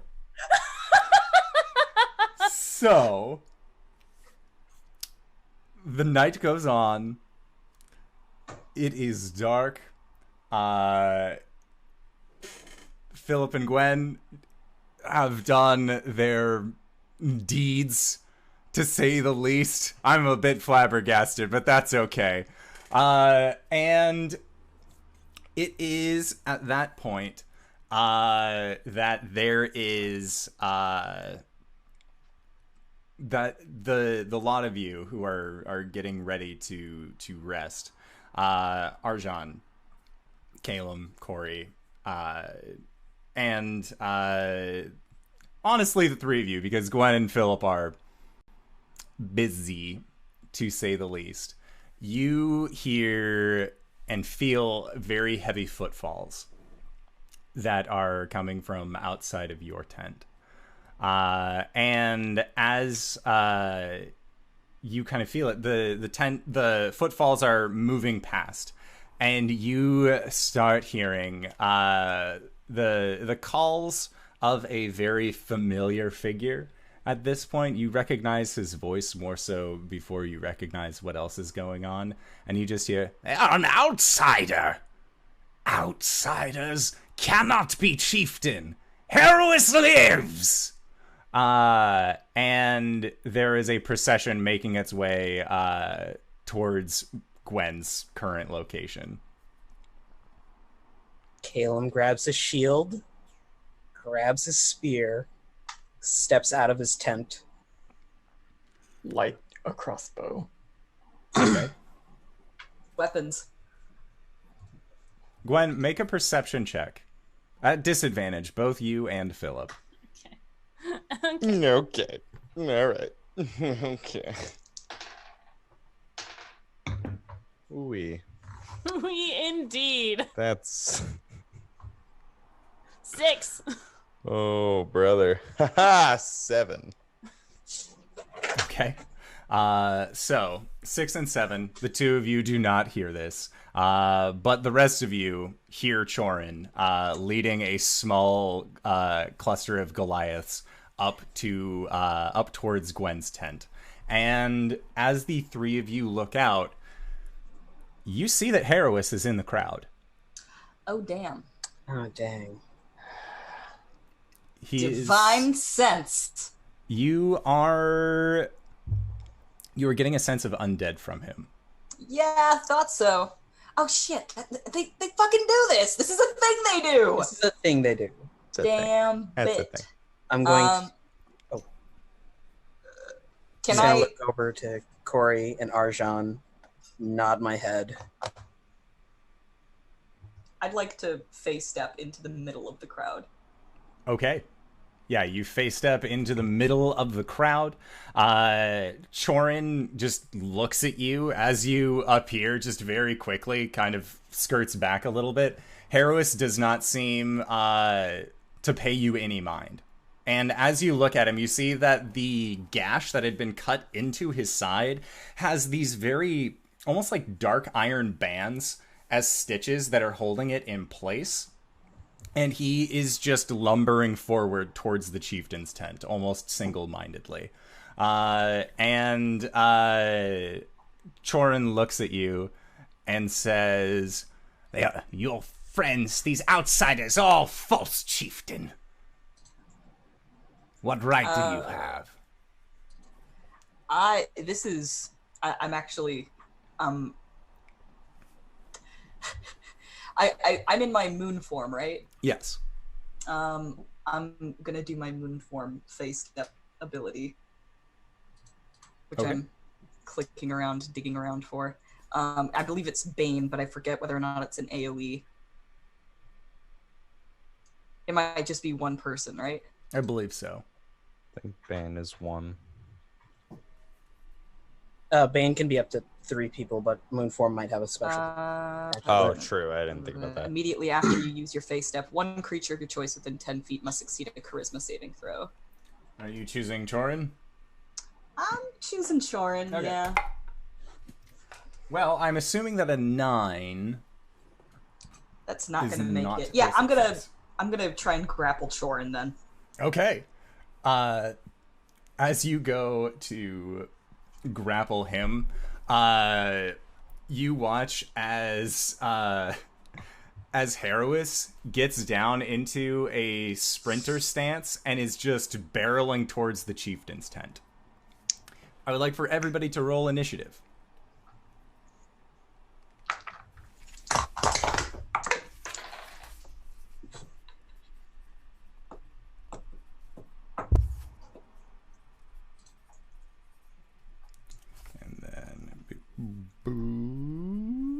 Arjan. 20. Okay. Cori? It is 13. Caelum? Can't hear you. 18. Okay. Gwen? 6. And Philip? That's an 11. Okay. Sounds good. So, Philip, you do not sleep in your armor. So Sure don't. Yep. So your AC is going to be going down a little bit. So we are going to go at the start of the round. Arjan. And you are seeing as Harrowis is, or the form of Harrowis rather, is just going directly towards the chieftain's tent. Is he further toward the thing than I am? Yes. Cool. So what Arjan's gonna do is we were just sleeping, right? So Arjan probably doesn't have like a lot on. We're getting ready to go to bed. Yeah. Yeah. Okay. So he doesn't have like his cloak or anything on. He's bare chested right now, but he's gonna like his wings are gonna spread a little bit, and these shadows are gonna start manifesting around them and elongating them, and he's going to like propel himself forward like he's like leaping forward and just vanish into mist and then reappear 10 feet in front of him. In front of Harrowis. Yes. Okay. That was my bonus action, Misty Step. Hoo-hoo. And I would like to make my TX. Sounds good. So the first one is going to be a 23 to hit. Okay. Yeah, that'll hit. Roll for damage. D10 plus D6. Cool. For 8 points of piercing damage, 5 points of fire damage. Okay, so... Sorry, that was 4 points piercing? 8 points of piercing. Okay. 13 total. Okay, sounds good. And for my second attack, would have been 10. A 10 does not hit. Aw, okay. Yeah, it looks like he is a little bit sturdier than that. Caelum, it is your go. Probably around the same time Arjan does his Misty Step, I'm going to use my Blessing of the Raven Queen to do the same thing, but get in front of Harrowis and basically try to block the charge and cast a spell at the same time. Okay. And I'm casting my Nevermore spell. That's the force damage spell I dusted the pig with. Okay. Dirty 20. Okay, yeah, that'll hit. He takes 45 points of force damage. Oh my god, okay. Sounds good. To me.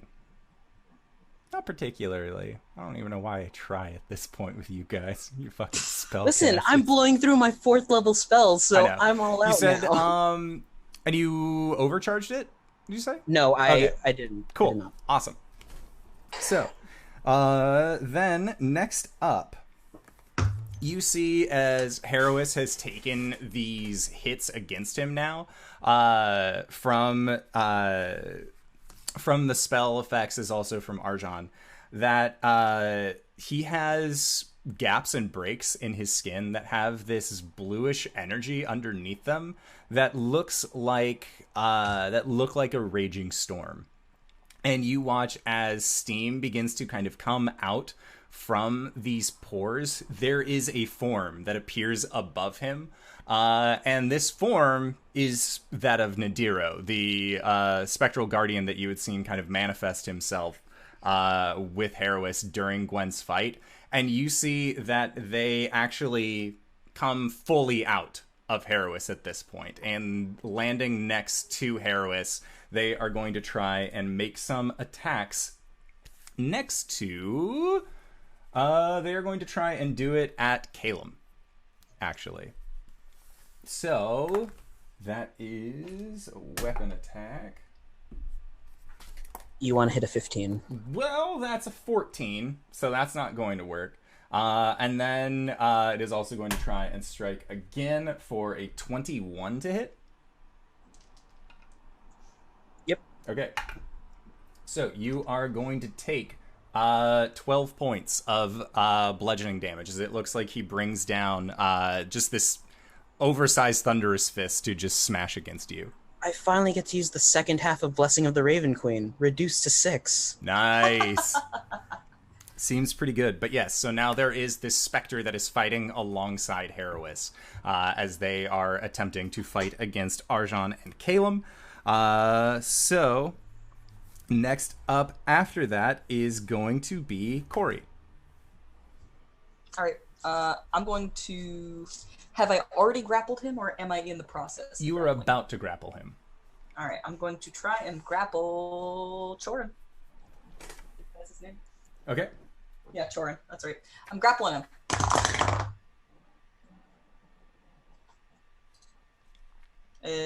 Yes. Yeah. Math. 14. Okay. A 14 actually does not hit him. As your blade goes to try and sink in against him. I'm not trying to hit him. I'm trying to grapple him. Grapple him. Sorry. Right. Let me do that real quick. I thought it was a hit. You totally grapple him. Okay. Yeah. I think that she reaches out and grabs him,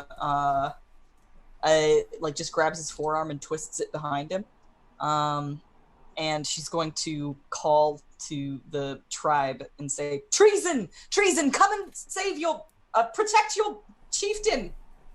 I'm good at this. Okay.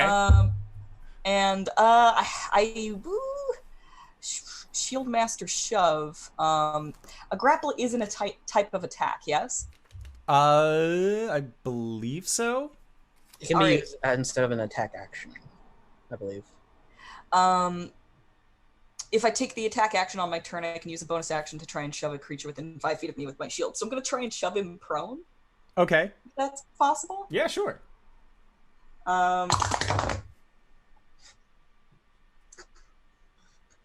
24. Sounds good. Yeah. So I'm going to hold him down.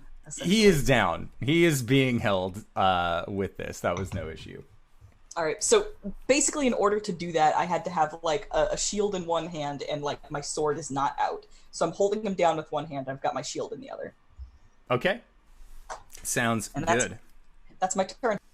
So then next up is, looking at this, it is Philip. Philip, make a perception roll. Quite a commotion going on. A 13. Okay.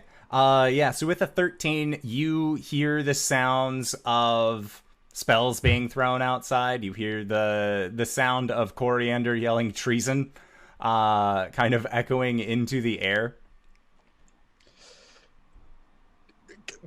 Guinevere, do you hear that? What? No, why are you stopping? What's happening? I think your friends are in trouble. How much trouble? Treason was yelled? All right, put pants on. Okay. Do I have time to grab my nearby cloak? You do. You do have enough time to throw on your cloak. Dope. All right. Okay. AC's sort of here. Yeah, I suppose I will. So where are we in relation to all of what is happening? Looking out at the tent, you can see that Arjan and Caelum are standing with their backs turned to the tent, fighting off what appears to be Herois. And there is a Goliath spirit that is actually fighting alongside of him, that is just using his very large mitts to, what you see, strike against Caelum. But Caelum has this shadowed armor over himself that you have not seen him wear previously. That seems almost ethereal in nature. And then looking past that, you can see that Cori currently has Chorin pinned to the ground and is just yelling to the sky about treason. Okay, she looks like she knows what she's doing. So I'm gonna run toward dead guy, and potentially, if I can get there in time, make an attack. Yeah, but I don't know. You if can I totally can get there in time. He's okay. Yeah. No issue. Dope. Yeah. So I'm just gonna charge out with my long sword and just take a quick little swing at that. That's a 13. 13 does not hit. I'm gonna try again. Oh, that's a 19. Okay, that'll totally hit. And hey, champion fighter. Crit? Yeah, you crit right now. Wait, isn't it a natural 19? Do I? No, it has to be no. It was okay. it was a modifier. Yeah, if it's a modified 19, then no crit. But if you roll a 19 or 20 on the dice, both of those count as crits. Oh, you're right. Improved critical. There it is. Okay. Well, good to know. That is a 11 damage on that hit. Okay. And as a bonus action, I too would like to Shield Master Shove and try to get in between, like push him back and sort of stand alongside the two dudes, Arjan and Caelum, and be like, haha, here I am too, also as well. Caelum turns his head to Philip. Hi. Hello. And he just kind of pulls his cloak over his lightly clothed person. So yes, I would like to shove Herois back a bit. You can certainly try. Make the attack shove. Yeah. Okay. All right. Do I get a modifier on that, like my strength modifier? I believe you get your strength modifier. Okay, because there's actually no like shove thing in here. Yeah, it's okay. It's athletics. It's it's athletics. Oh, okay. Yeah, shoving, grappling, all of that, it works on the same mechanic. Oh, fantastic. Okay, that's an 18 then. Okay, so that is a natural 20 on his end. So you go to shove him, and he just takes a very wide stance, sets his foot sideways, so as you're pushing against it, there is no point for him to actually topple over, it seems, even in this undead-ish state. That he still has a semblance of combat know-how. Okay, well, I make my presence known. And known it is, for it is now Herois's turn. He is going to try and give you a good punchy. So he brings his hand up and he's going to try and slam it down towards you. And that is I'm guessing an 11 doesn't hit. No. Okay, and then the second attack, that's a natural 1, so he doesn't do anything that I wanted him to. That's fine. So yeah, he tries to strike out at you, but much in the same way as fighting against Gwen, he just does not seem to have the wherewithal on, like, knowing how to fight smaller enemies. So that is it for his turn. Gwen, it is your go. And you see that there is a group of Goliaths that may have been following Jorin's charge to call you out as an outsider and not the true chieftain. Solid. Especially because Herois is still here. Yeah, not for much longer. Gwen is going to pull down her shirt.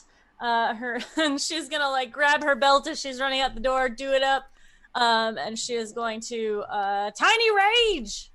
So Philip sees Gwen's tattoos light up, her eyes glow bright, and this sort of spirit flies out of her as Grayskull appears, doing the same movements that she is. And whoa.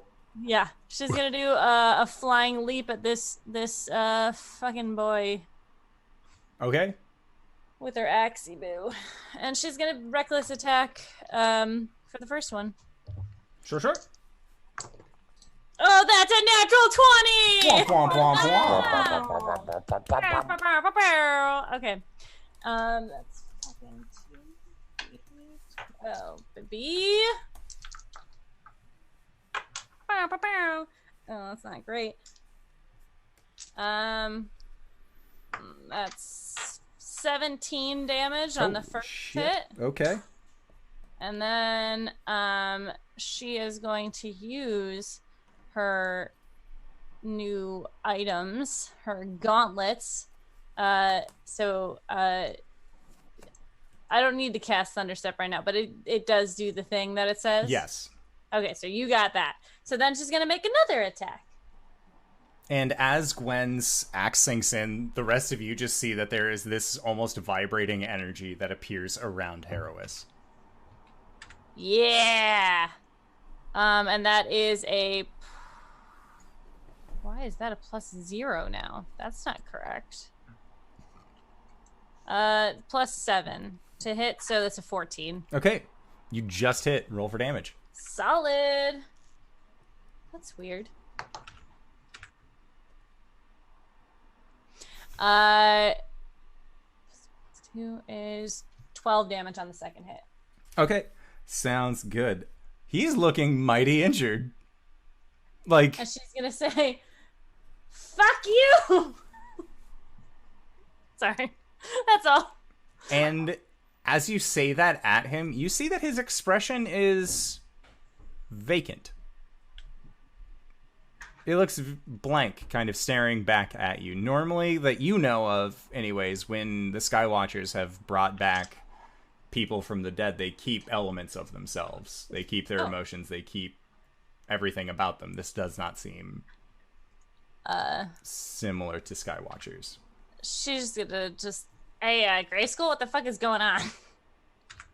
And Grayskull is just locked eyes with the spirit that is also right next to Herois.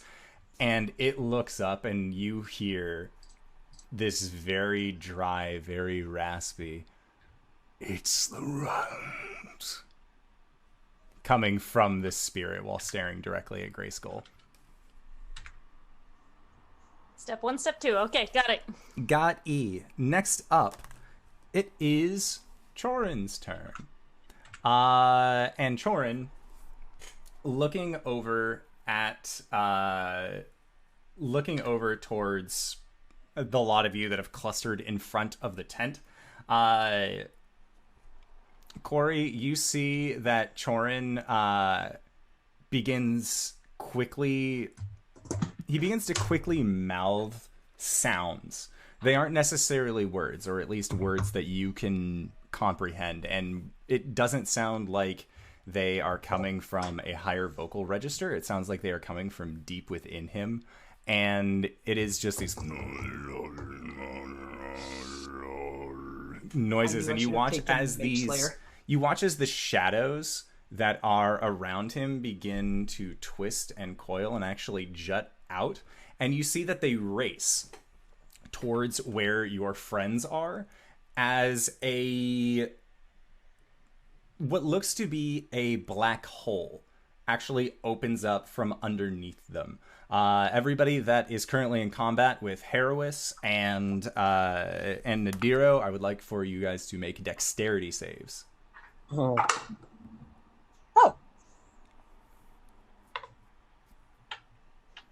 21. 15. 16. Oh, wow. That is 21. Okay, so Herois as well. So as this hole opens up from underneath you, who got the 13? No, I got 16. 16. 15. And then Gwen, what did you get? 16. 16. Okay. So as this hole opens up from beneath you all, you're able to each just kind of jump back. And as you look down into this darkness, you hear that there is almost like a whipping sound that seems to appear maybe 100 feet above you. And in the center of where the moon looks, you can just see that there was this hole of shadow that had actually propagated itself, maybe about 10 feet in diameter. But luckily, you were all able to jump back in time as all of this began happening. So, Cori, I need you to make a wisdom save. Oh. I'm in danger.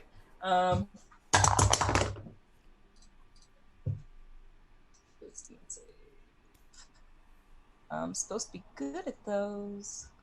Oh, that's a natural 20. Okay. I didn't even look at it. Why are you like this? Okay, so, yeah, with your natural 20, as he's making these noises, the very deep guttural sounds seem like they are trying to seep into your consciousness, almost like they are trying to exacerbate elements of, just kind of like elements of weakness about yourself, but you shake it off.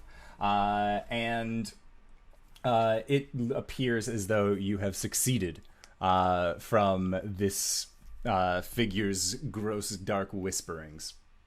Don't like that. Don't like that at all. Nope. So then next up, Arjan. So the guy who just cast the shadows, is he the one that Cori's pinning on the ground? Yeah. Okay, cool. I'm gonna go after this specter with a couple of Eldritch Blasts to start off. Okay.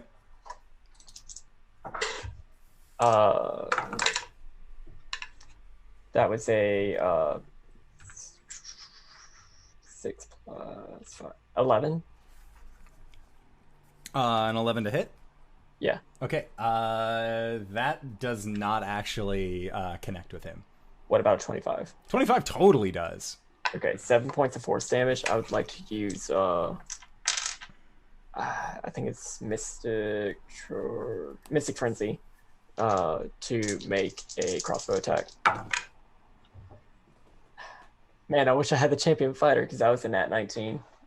27. Okay. 27 will hit. For 5 points of piercing damage and 2 points of fire damage. Okay, sounds good. Does not seem to like that one bit, but it's working through it.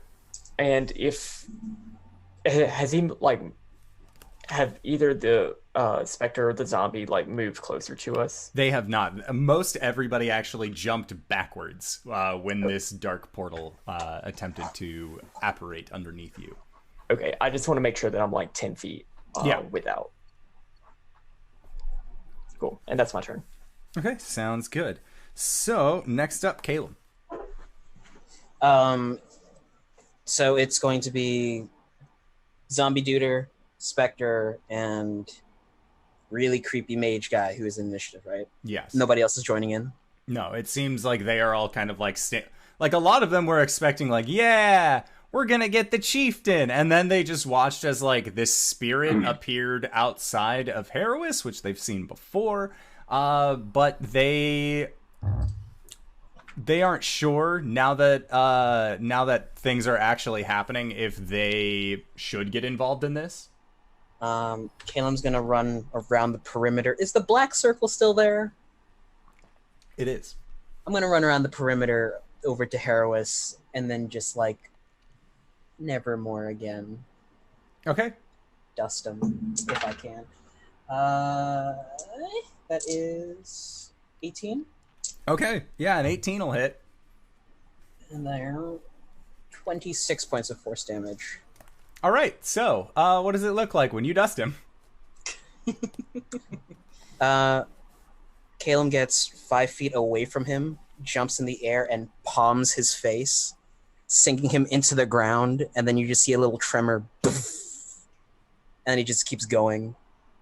Another until it's brain matter on the floor. Okay. So yeah, you have obliterated his dome.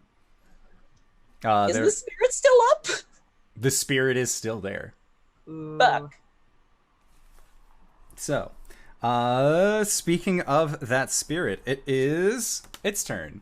And it just levels a hand at you, Gwen, and then it zips towards you. Just, again, you house the spirit of one of its most hated of foes.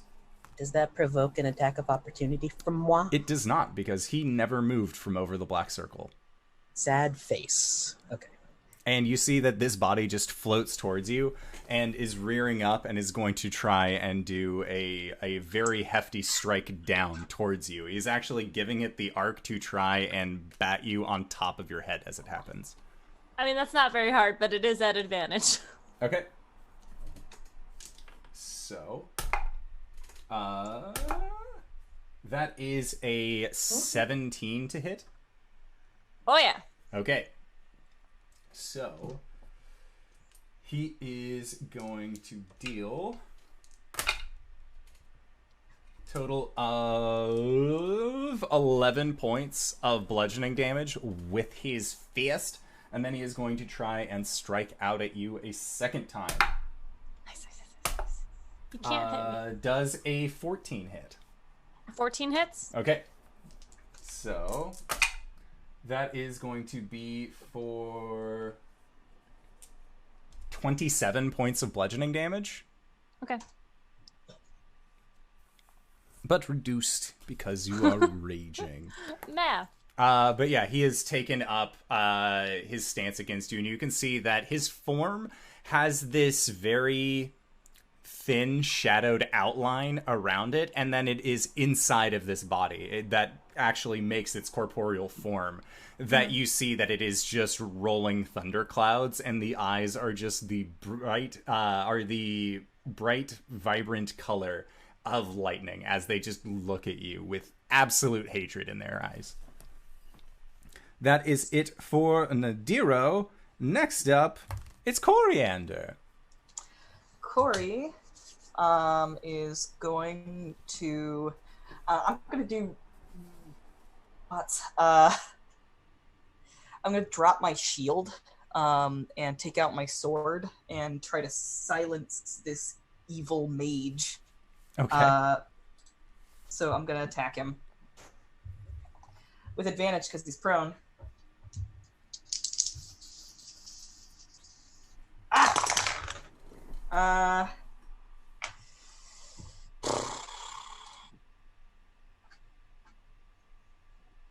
A 24.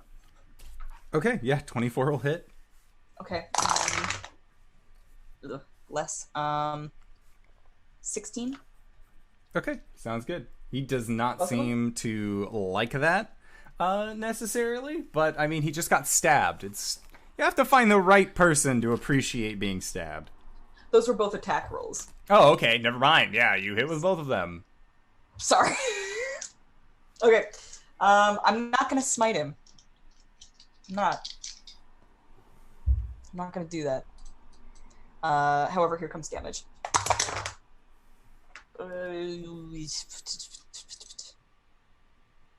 12. Okay. That's slashing damage, and then another 12 slashing damage. So 24 total. Okay. How does he feel about that? How does he look? Well, I'll tell you how he feels, which is that he doesn't like it. But after you stab him, he still seems like he has quite a bit of vitality. He is a Goliath. He's a large-sized boy. Not strictly speaking large-sized, but he's quite large. He's quite large. He has the powerful build ability, so it feels like a large-sized creature. But yes, he's still doing fine. It looks like your stabs, he kind of like grimaces a little bit. He doesn't like getting stabbed, but he doesn't seem dissuaded from what he deems to be his plans. All right, as she digs her sword into his shoulder, she's going to say, your champion is dead. Surrender. That's it. Okay. Make an intimidation check. Oh, damn. I'm not trained in that, but I am very charismatic, so 15? Okay. Yeah, you hear a murmur from the crowd behind. And it seems like your words of saying your champion is dead has again started to affect the people around you, not necessarily Chorin himself. Next up is Philip. It's me. A lot has happened. So is the spirit on the other side of the spirit is the same hole? side that you are. Oh, okay. Yes. All right, gotcha. Yes, I would like to engage with that spirit, if you will. Okay. Engagements I don't know if worked out I for you in could the past. slap one with a sword, but you know, he's gonna find out. Oh, 18, so close.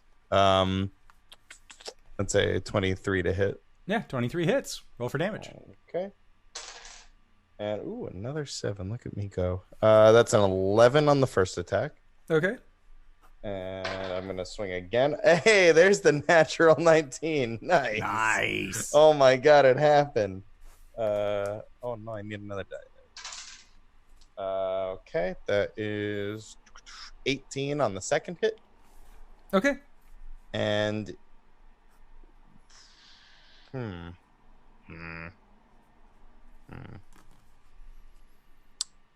that'll be it. I will stay there. Okay, sounds good. Next up is Gwen. All right, Gwen is going to upset the kittens, and then she's going to do a running jump at this spectral figure. I assume maybe a little bit of Grayskull is taking over Gwen, and she is all about this. She's gonna like jump and then hop off of Philip's shoulder and just airstrike this thing. Okay. Being incredibly reckless, as she does. Literally and figuratively. Olivia, be careful. It's a 16 to hit. Okay. 16 does not hit, actually. Oh my god. Then she's gonna do another attack. That's a 22. Okay, 22 will totally hit. Roll for damage. Alright, solid. That is, I always forget to add the 2. So 8 plus 3 plus 2 is 11, 13 damage on that one. Okay. And then, let me just read this one more time. Okay. I'm going to wait on the Thunder Step till next round. Okay, sounds good. Oh wait, do I get a bonus action? What's a bonus action? Can't attack again, right? I always forget. If you had an offhand. That's right. The Runtax is two-handed. Let's go, champ! Next up! Okay. Sounds good. So, next up is Chorin. And what Chorin is going to do is that he is going to he's going to cast a spell. And I need to get spell pulled up so that way I don't do anything ridiculous. Okay, cool. Yes, so Gwen, I am going to need you to make a saving throw. It'd be a Actually, good time to have Mage Slayer. Yes, it is a strength check. So I'm going to need you to make a strength check. At advantage. Yes. Because I'm raging! Wow! That was great! 9. Okay.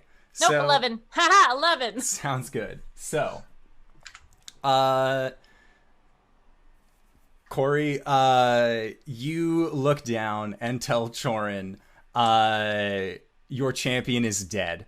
Or your chieftain is dead. And he looks up at you, and says, and yours is soon to be. And he reaches over with his hand, and Gwen, you feel that there is some kind of magical energy that wraps around you as these shadows leash out from his hand, as he casts telekinesis and picks you up and then throws you forcefully as he can at the darkened portal.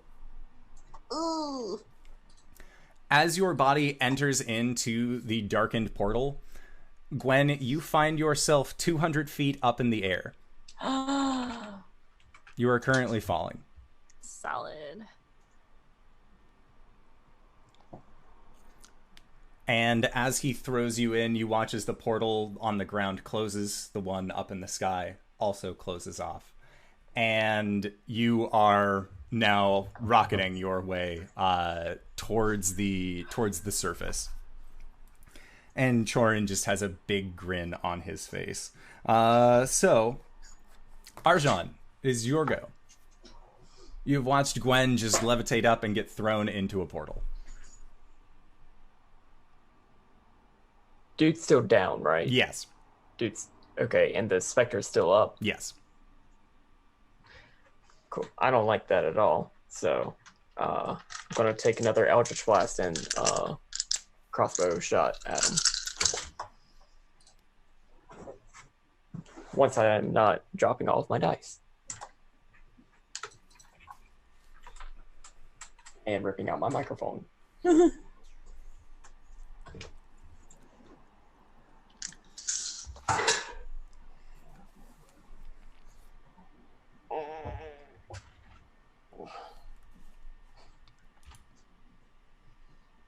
So, an 18 will hit. Okay. For Yeah, 18 7 totally does force hit. damage. I don't think a 7 does. No. And I don't think a 10 does. No. It does not. Okay. That's my turn. Okay. Sounds good. So... How much is Gwen fallen? Like, fallen 200 feet, but like, how quickly is that happening? with the added force from the telekinesis, it looks like she is going quite quickly. Like, one turn quickly? You believe so, yes. I'm gonna use my movement to go under her. Okay. Sounds good.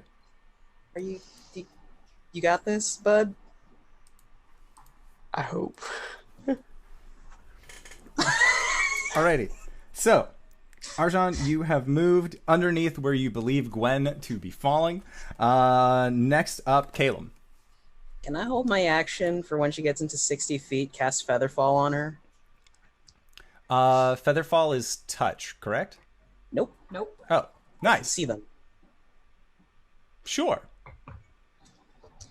Cool. I'll hold my action. Okay. For when she gets in 60 feet. You know, like a lot of... Sounds good. So, that is your choice.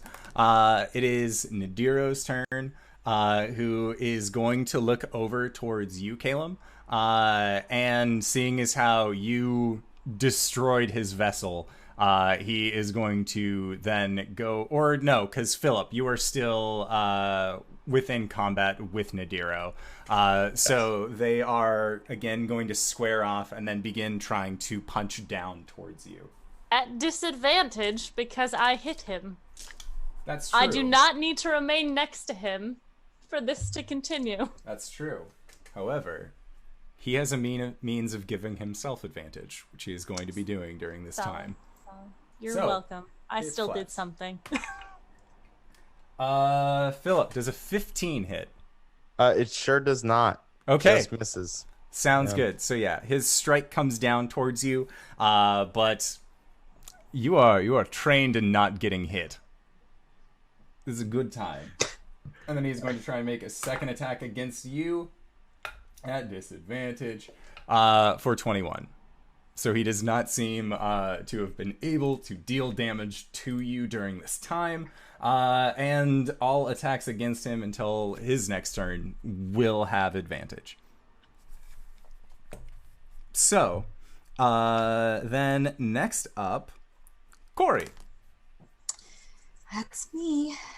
And even though you are stabbing him and doing your best to try and dissuade him, Chorin does not seem dissuaded by this.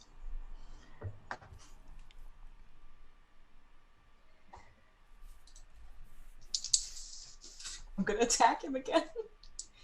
Gotta try and stop this. 23 on the first one. And then dirty 20 on the second one. Okay. So what was the first one? Sorry? 23. Yeah, that'll hit. Both of those will hit. Both of those will hit. And I will... Well, here comes damage for the first one. That's going to be 11 slashing damage. Okay. And I'm actually gonna smite this second one. Hoo-hoo.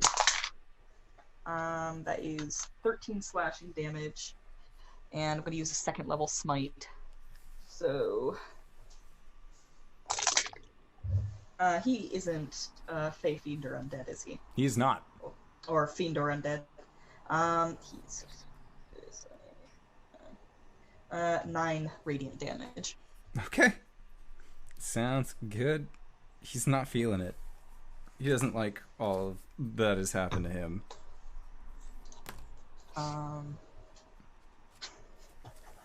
he should have thought about that. He probably should have. She's just like repeatedly stabbing him, and she's like, "Bite me, damn it!" Okay. Sounds good. So then next up is Philip.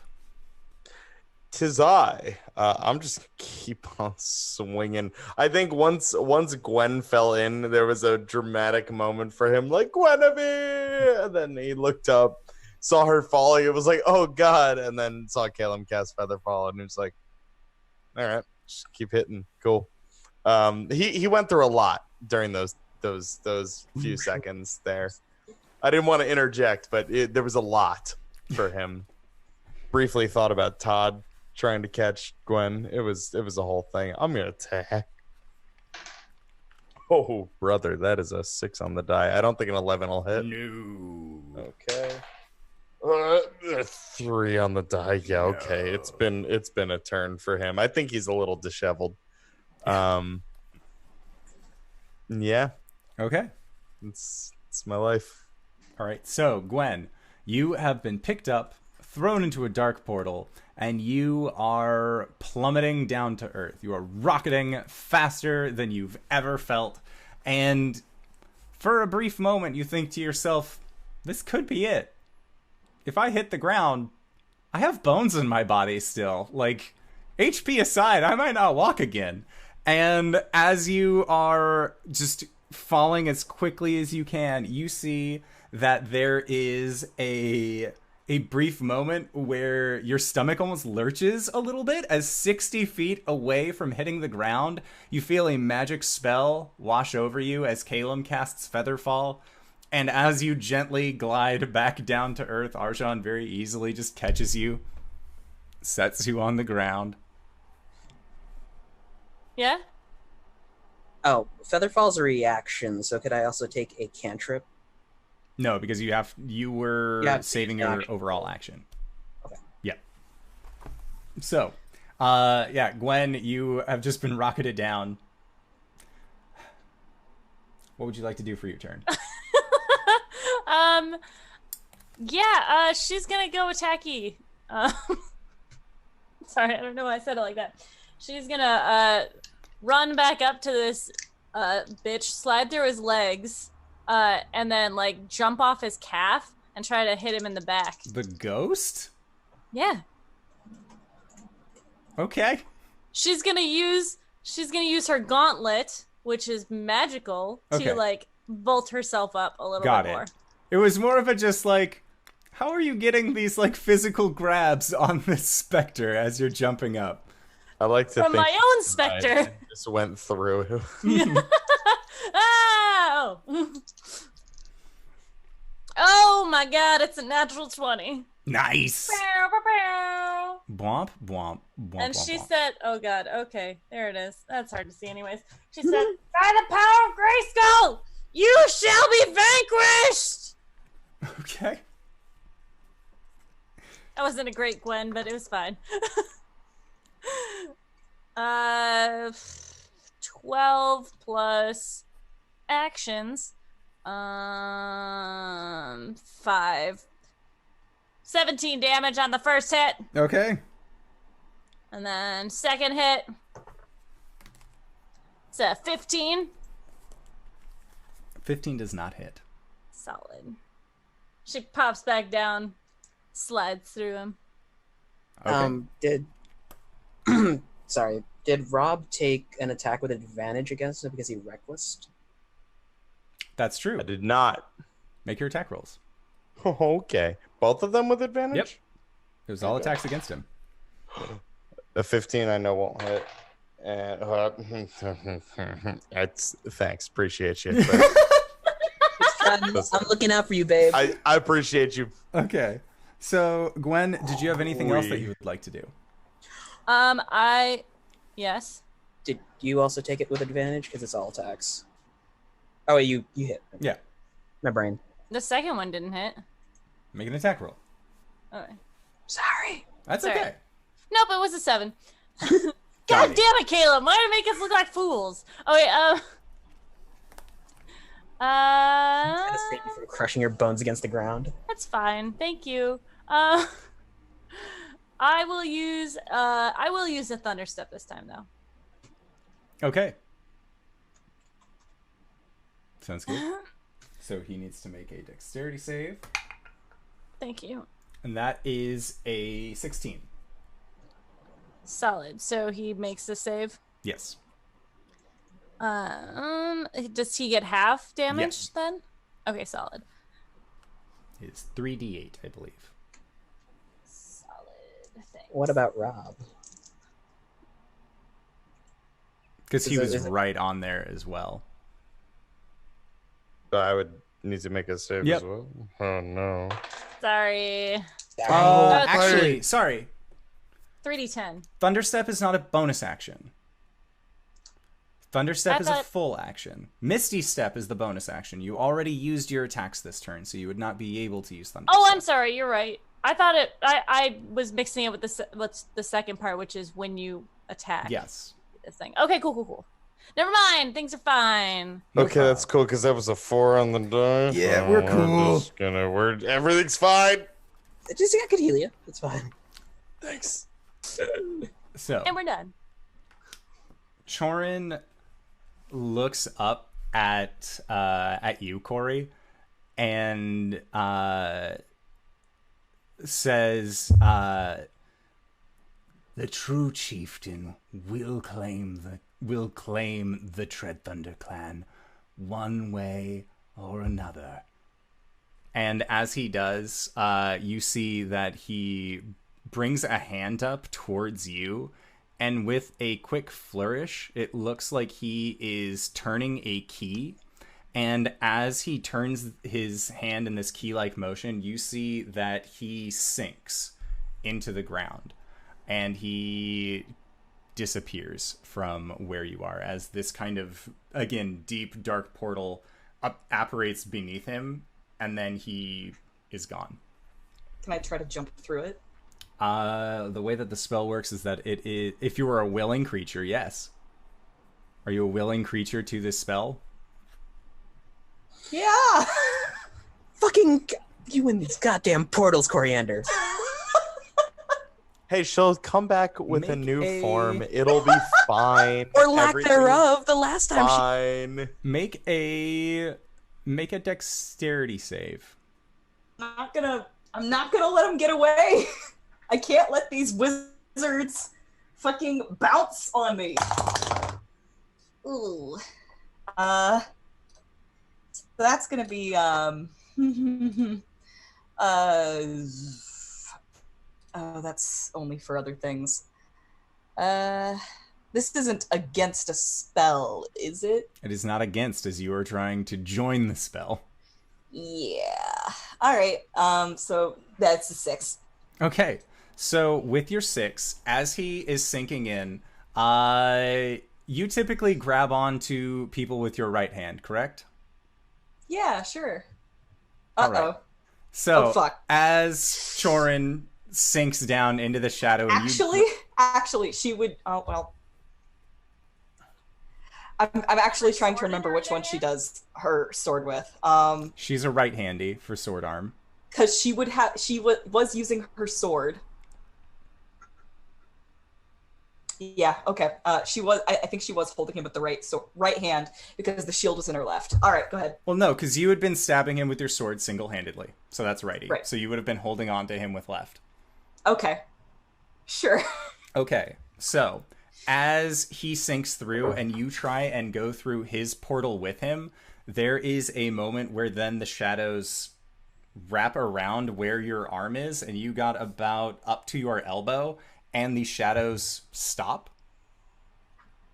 And you look down, and as you kind of pull back up, your left arm is missing, and you are bleeding rather heavily. Chorin is gone.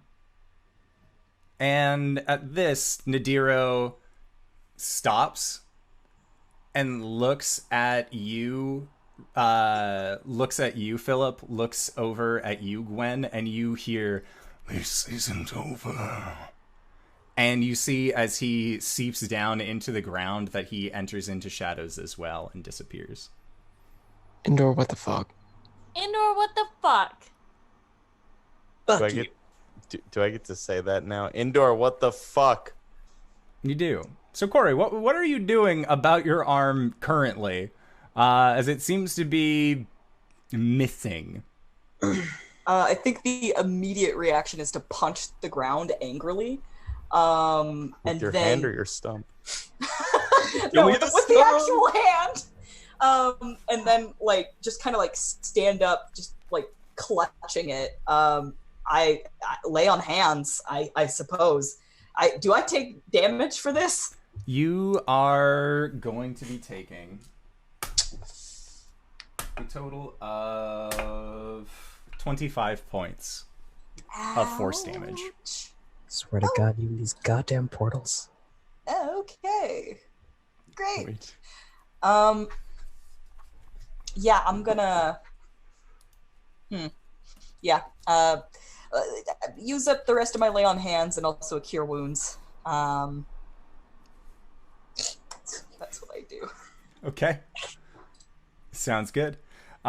So you manage to heal over your arm, and it is no longer bleeding profusely. You seem to have caused a cessation to this, and it looks like the group of people that had initially become treasonous seem like they are no longer interested in this. You have all proved yourself multiple times over, and the body of Herois is now lying freshly on the ground.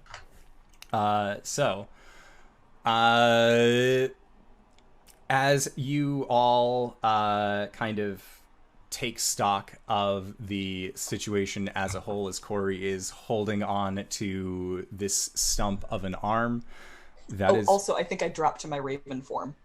Oh, yes. Most certainly. And as you drop to this raven form, that is where we are going to call it for tonight's game. So I would like to say, hey, Rob, thanks for being our guest. This is great. It was nice and nothing happened. It was peaceful and quiet and lovely and a very overall positive experience. Welcome to the goddamn indoor adventures. Yeah. So I would like to say thank you to these excellent players for putting up with my bullshit every week. Thank you to this wonderful audience for sticking through with us till the very end. Hey, Rob, where can we find you? What do you do? Oh, I'm on the internet a couple of places. You could usually find me at twitch.tv/bonus_stage_Rob, where I stream a variety of games. Cutting back a little bit, usually streaming on the weekends. It's been Witcher 3 or like Settlers of Catan, or just whatever I feel like doing. But yeah, I'm bonus stage Rob on all the other things, and yeah, that's places. All right, sounds good. Thanks so much. RJ, where can we find you? What do you do? Hey everybody, I'm RJ here on the channel, but you can catch me at RJustice282 on Twitter and Twitch, where I tweet about the nerdy things and stream occasionally, probably on Thursdays and Fridays now that I have days off. Yeah. You can catch me here on Monday as Caelum the Shatterkai Cleric. Tuesday, we get spoopy in Barovia, where I play Bartholomew, the Human Ranger, Blood Hunter. And on Sundays, I'm over at Restar's channel with LBHackEmUp. We play Phase using the Cypher system, and I play G3, who spoke to God. I didn't die. Hey, also, check out Open for Adventure. I'm helping out over there, too. I'm LB, and I'm next. And this is one of my little foster kittens. This is Talos. You can find him on my channel during the week because I have a nanny cam for the babies because I have to work away from home. So go ahead and stop by there. I usually play some like chill music, and they sleep and they play and they be small. And then you can find me in all of RJ's games, and you can find me on Wednesdays at David Barry's channel doing some Ghost of Saltmarsh, where we just got to the part that Jordan with PH was prepping today, so like solid. And you can also find me this week on G Game Nights with a K, doing our sweet Monster of the Week game where I play Abby, the very nice young lady, with Robert. Yeah. I too am also there as well. Also. DanaeKeener.com. DanaeKeener.com. D&D Beyond. Hi, I'm Cyber. You can find me on Twitter at CyberWolf1201, where I ship posts mostly. But I also have a Twitch, CyberWolf1201. You can go watch me play video games badly and talk about lore. We played Blair Witch last week, and got through it. We got the bad ending, but the dog lives, so I don't know what I'm doing this week. I'll figure it out. If you want to catch up on any of those streams, you can go to youtube.com/cyberwolf1201. It's amazing. I don't have to post gobbledygook anymore. And because we did that, I'm giving away this. It's a chibi jester pin. Go to @cyberwolf1201 on Twitter to see how you can enter to get that. Giveaway ends on Saturday, so do it. You can also find on that YouTube D&D Beyond tutorials and the podcast that Kyle Within and I do called Let's Talk About It. We finally have a Gen Con episode recorded, so that'll be going up whenever I have time to edit. So yeah, pay attention to that. DanaeKeener.com. For other RPG stuff, you can find me here on Indoor Adventures. You found us. Good for you. You can also find me here on Thursdays, where I play Albus the Galashar Bard in our Ghost of Saltmarsh game powered by Acquisitions Incorporated. DanaeKeener.com. And if you have... Hi, my name... Oh, sorry. My name is Danae Keener. You can find me at DanaeKeener.com, as my friends would have told you. You tried to skip me. How dare you? I'm used to there only being 4 people on this show. I ruined it.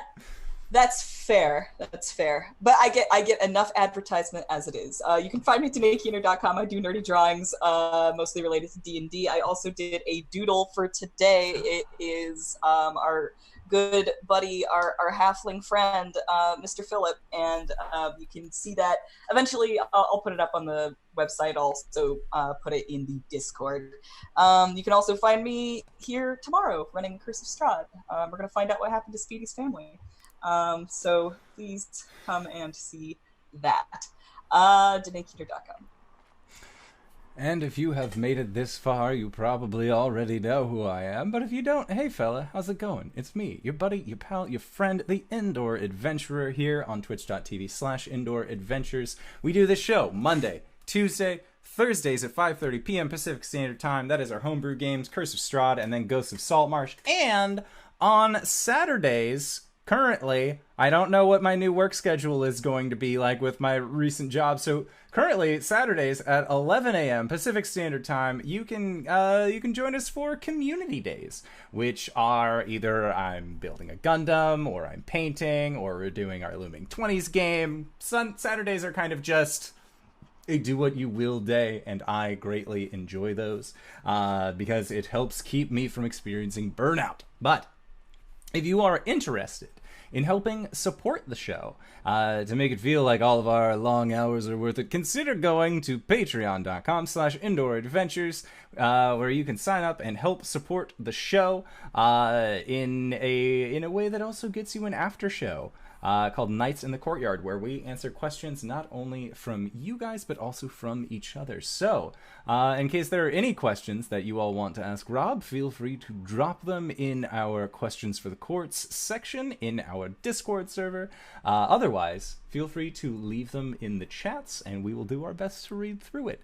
But with that, I would like to say once again, Rob, thank you so much for joining us on this excellent adventure. I loved Philip. He's a great guy, and I'm excited to see where our story goes from here. So, until then, we'll see all of you guys next time. All right, everybody. Bye-bye! Robert.